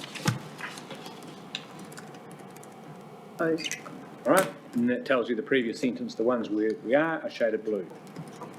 Thank you. I just think it might save you a few headaches on the hotline. I think people can still suggest them, but we can suggest that the council's preferred option is the blue versus the, sorry, the other one versus the blue. I'd just like to make that really clear in here in case. Managing expectations. Yes, thank you. Thank you, Chair, for that. No worries. I'm just going back to the change sheet. Have you covered everything you need to, Desiree? I believe so. Okay. No questions on the change sheet matters? No?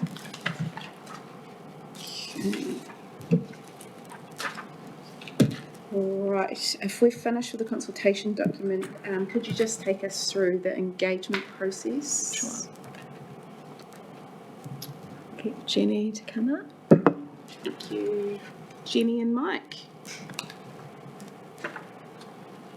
So we have what we think is a reasonably robust engagement process. So we have as many of you know, we've got a series of drop-ins which will be starting from next week in Wairoa, and then will also be in Napier, Hastings, Flaxmere and Central Hawke's Bay over the course of the consultation. And it's great that many of you will be there to get feedback from the community. And these drop-in sessions are being advertised on a number of platforms, digital, web, and print advertising. And of course we also have, many of you have done councillor videos, and these will appear on our Facebook to encourage people to come along to these sessions. I'd like to, Councillor Chair, add thank you for your time and effort into those videos. I've seen all but one of them now, and I have to say you all look very professional and can expect a call from the Hollywood agent in no time at all. But I'd also like to add that we're also lining up, I guess, catchment groups that have existing meetings during the consultation period, and there'll be a list of those made available for people who might be able to attend those meetings as well.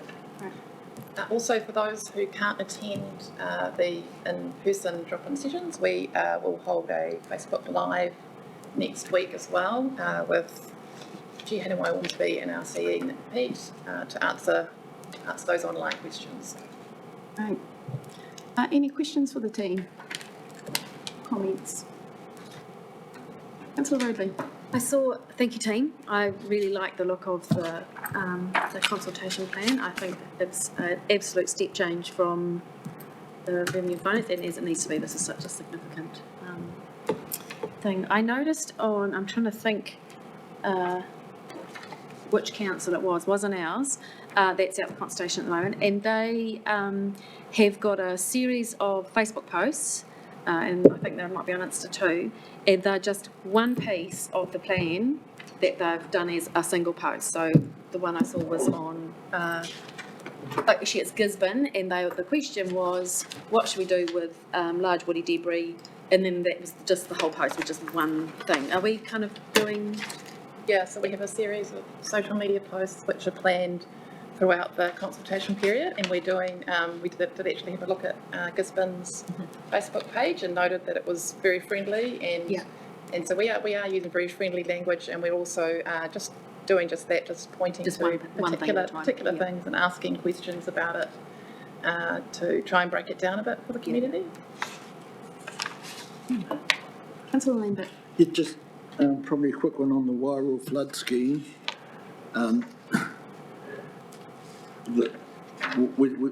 We all know that they're getting 100% funded for the recovery thing, but we're also rating them again for a, what do you call it? The annual maintenance? Yeah. But that's not actually clear in here, but that is, they don't have an option with that, we're just chucking it in there. What I think page their are you choice to on? pay maintenance. The choice is around who pays, whether Yeah. it's. Page 10. Yeah, that's right. The Direct or choice is about who pays, whether it's to extend the footprint. Indirect or, yeah. Yeah, well, that's the point. Is that the point about extending the footprint for the second, a targeted rate as opposed to a general rate? Is that for the annual fee that's coming up? Yeah, for the operating and maintenance. So that should be part and parcel of option A, rather than, because at the fact you only got one option really, and that's, Could we have some you more haven't actually described collateral? the second option or a third. Could we have some more collateral at our drop-in sessions? Because probably nobody else gives a, toss what's happening, the detail and different, but the Wairoa people care deeply, and I'm sure it's the same. So could we have collateral at the drop-in session for the location of the things that you think, or you could check in with what we think will be the biggest source of interest, so that have got some maps and we can talk to them and show people? Or are we making it more complicated than it needs to be? Through you, Chair, for Wairoa, really just conscious of the fact that there's going to be a community engagement process occurring around flood options quite extensively, which. But that's not what you're talking about, though, is it, No. Charlie? You're talking about how we rate for maintenance, which is not really Because, you've said in that thing here that there is the one charge for everybody, but another option is to extend the footprint out to include a general rate for everyone else that benefits from the resilience plan to make it easier for the repayments. Be guided by council. I think the document reflects the decisions council took at its meeting last month. 13th. But happy to. Okay. I could look at how we could make it clear it's about maintenance only. Yeah, because it's not actually clear that there are an A, B, and a anything else, which you've got on the submission form itself. On the page one. Through Chair. Yes, Leanne? Chair, the decision of council was that there wasn't going to be an option A, B, and C. Yeah. It was just that it was the 30% general rate and 70% targeted rate.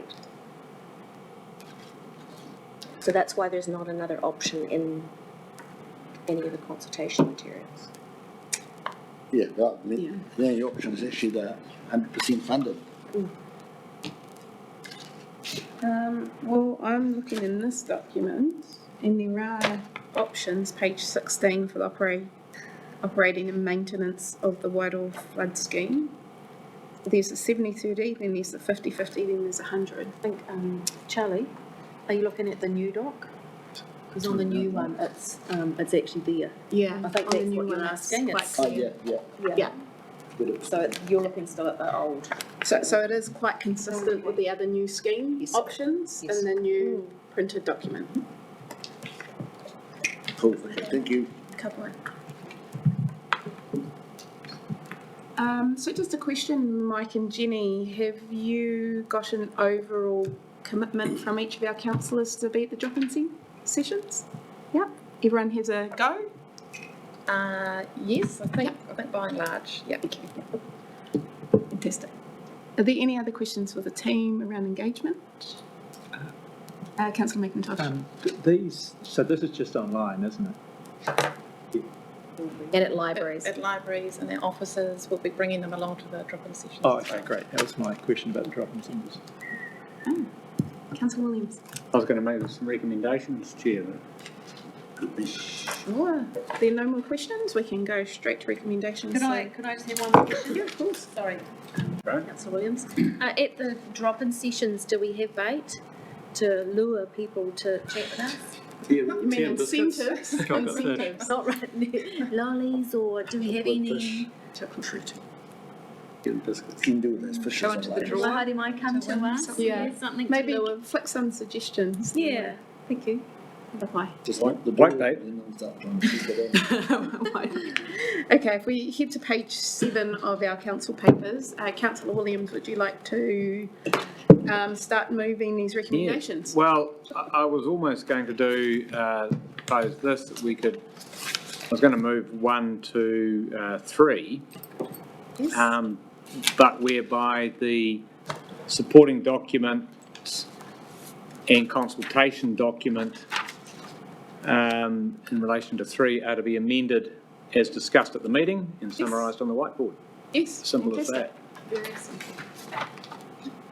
Exactly. Would someone like to second that? Councillor Sears, would you like to speak? Councillor Williams. Yeah, well, just briefly if I can, I mentioned earlier that I'm really proud of this document. I'm actually also, I'd have to say, while I'm not proud of the 19% rate increase or the need to have a proposal that's stopping funding to Hawke's Bay tourism, that really just reflects the realities of the world we're in. What I am proud of is an organisation that, through the infrastructure strategy in this document, has cleared up nearly 3 million tonnes of silt, repaired about 34 kilometres of stop bank, negotiated 200 million of Crown funding, resolved land classifications for thousands of homes, reset an investment strategy to give greater resilience to our asset base. The fact that we've kept our heads through all of this at all, with any kind of clear vision, particularly for the next 3 years, but also beyond. And the thing about this, and I see that really in the infrastructure strategy, we're recognising the here and now, the special, with a focus on recovery, but equally with a real eye to the future of what comes out of our various reviews. And there is that sort of two-phase element to it. We've also secured Orders in Council to enable people to do their clean-up and to mean we can get on with the work we want to do for keeping our communities safe. But I guess there has been a criticism that we didn't listen on the revenue and finance policy. I think we were all very clear that in fact we heard what was said.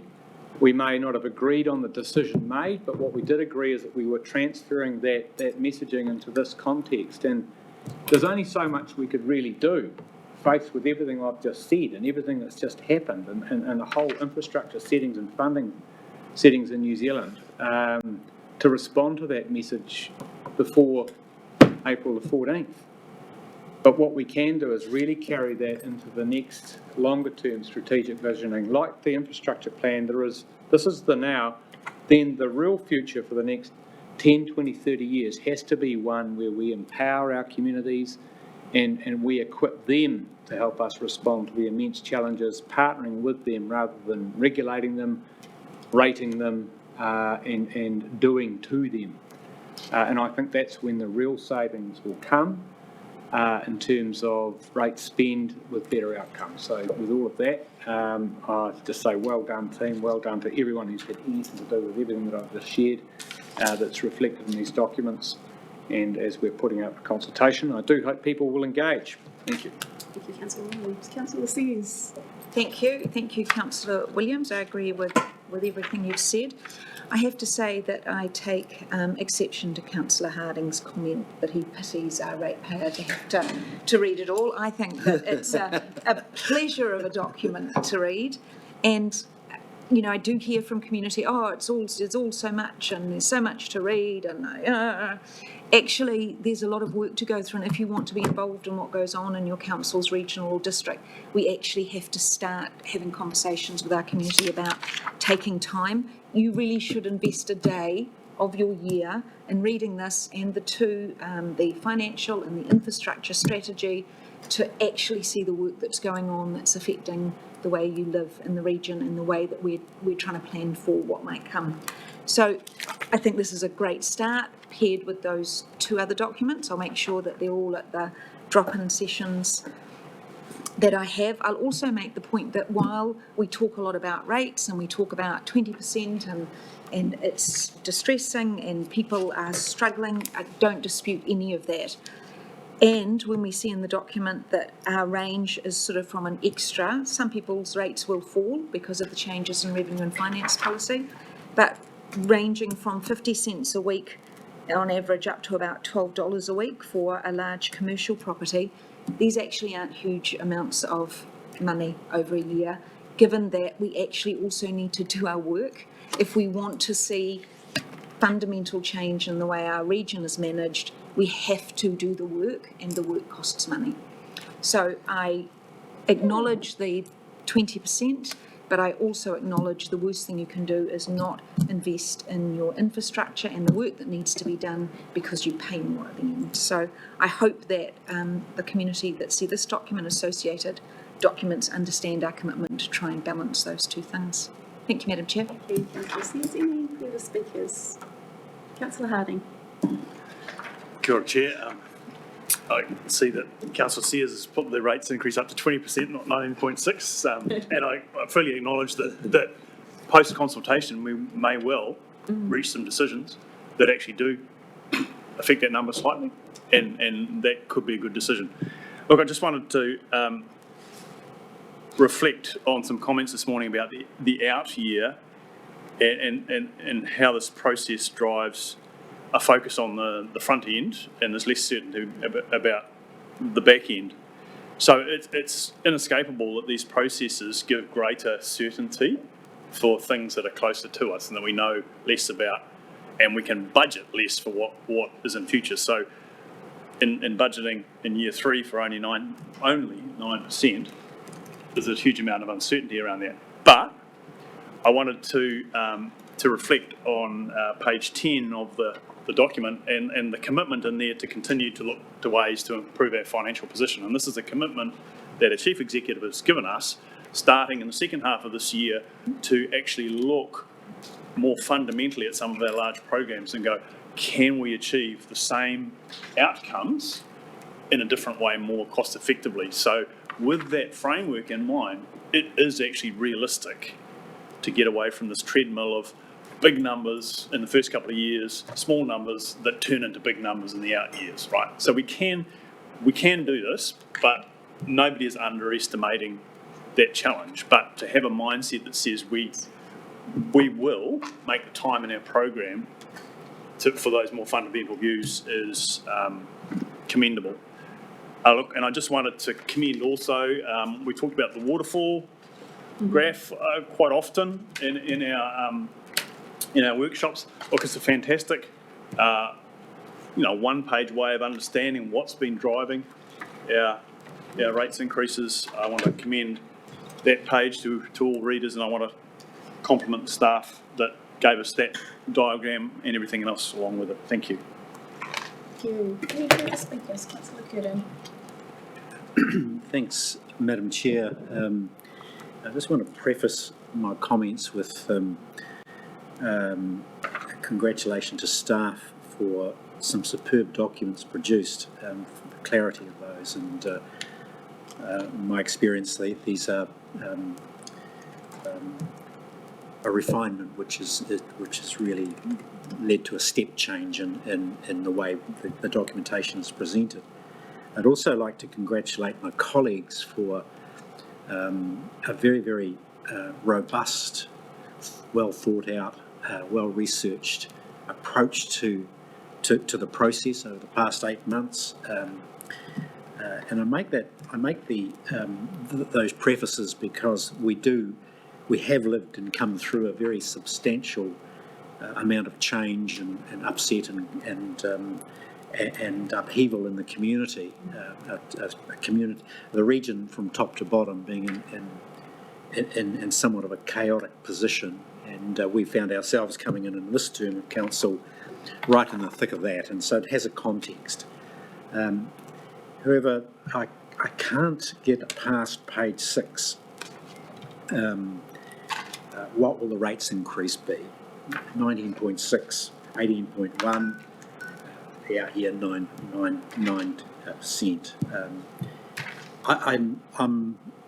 I appreciate the notion that our expenditure, the relative expenditure, the actual quantum, is relatively small. But at the end of the day, it's our job to look at the entire business as a whole and recognise the nature of the rating base that we've got to fund it. And we've gone, and this document tells us the average residential ratepayer will now pay $587 in 2024-25. going back, we find that in 5 years ago, in 2021, they were paying 293. So we've had a doubling, more than a doubling of the rate take over that period of time. And if I'm looking in from a ratepayer's perspective, and in this case, I'm there to reflect the eyes of the Napier ratepayers or Hariri ratepayers, what's happened in that 5 years is we've been flooded out twice. Can we see an improvement to the environment? Is our estuary and our coastline better off? Can we get around the city better, etc.? So a whole host, if you like, outcomes for the community. And sadly, I'd have to say that the outcome for our community possibly doesn't reflect a doubling of their rates. And that's something we need to be somewhat sober around. While accepting the circumstances we're in, I do think this is not a reflection on staff. I think that at the end of the day, the buck stops around the council table, that we have missed an opportunity, and that the opportunity is there to reshape the business. I think that the Regional Council's business, in the words of my colleague, Councillor Williams, is that it's become expanded rapidly and it's become complicated.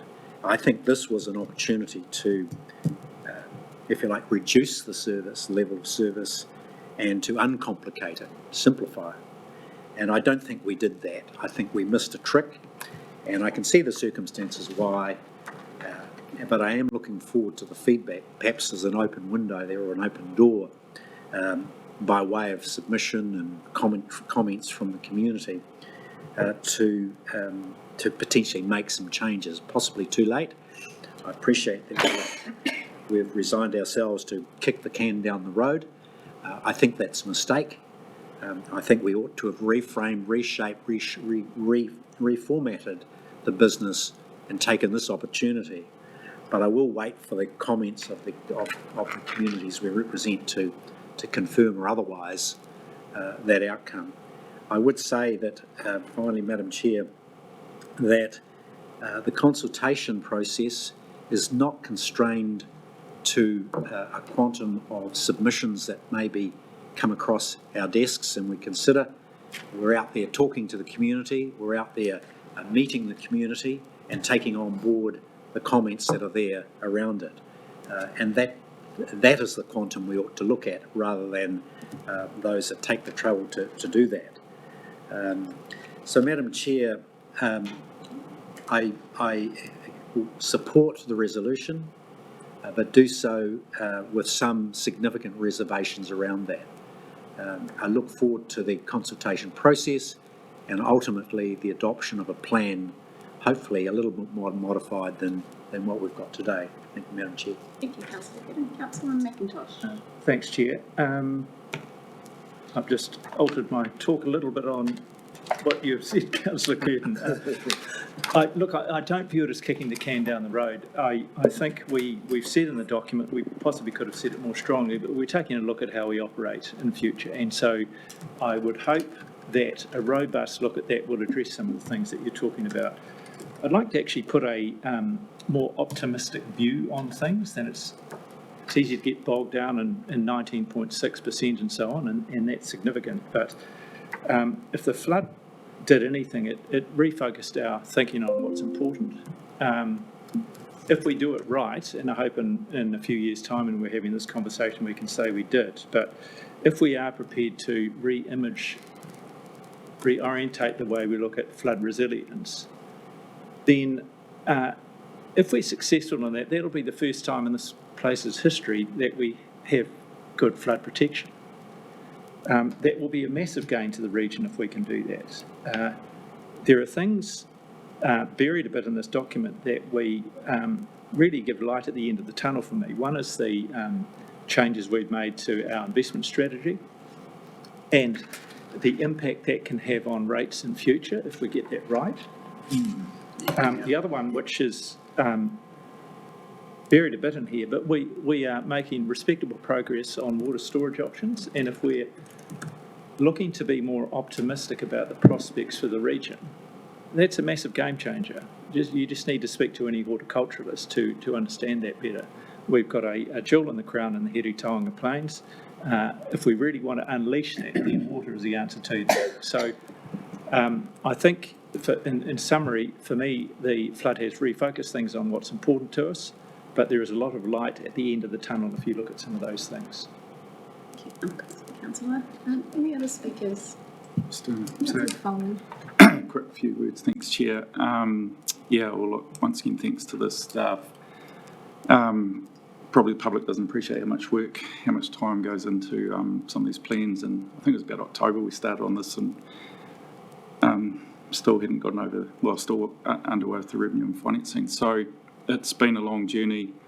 I guess probably many of you wouldn't be surprised, got mixed emotions about where we've got to today, but it is what it is in its form, and so most looking forward to our public, our community, our ratepayers, I guess a plea to them to please engage. I know a lot of them felt quite down about the process of the revenue and financing policy, so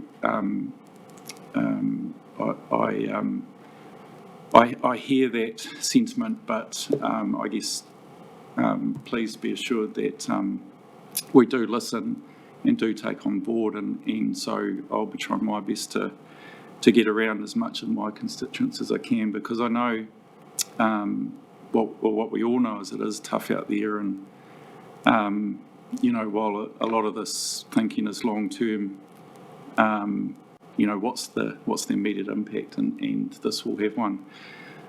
Speaking of long term, I don't agree with the not doing the 10 years.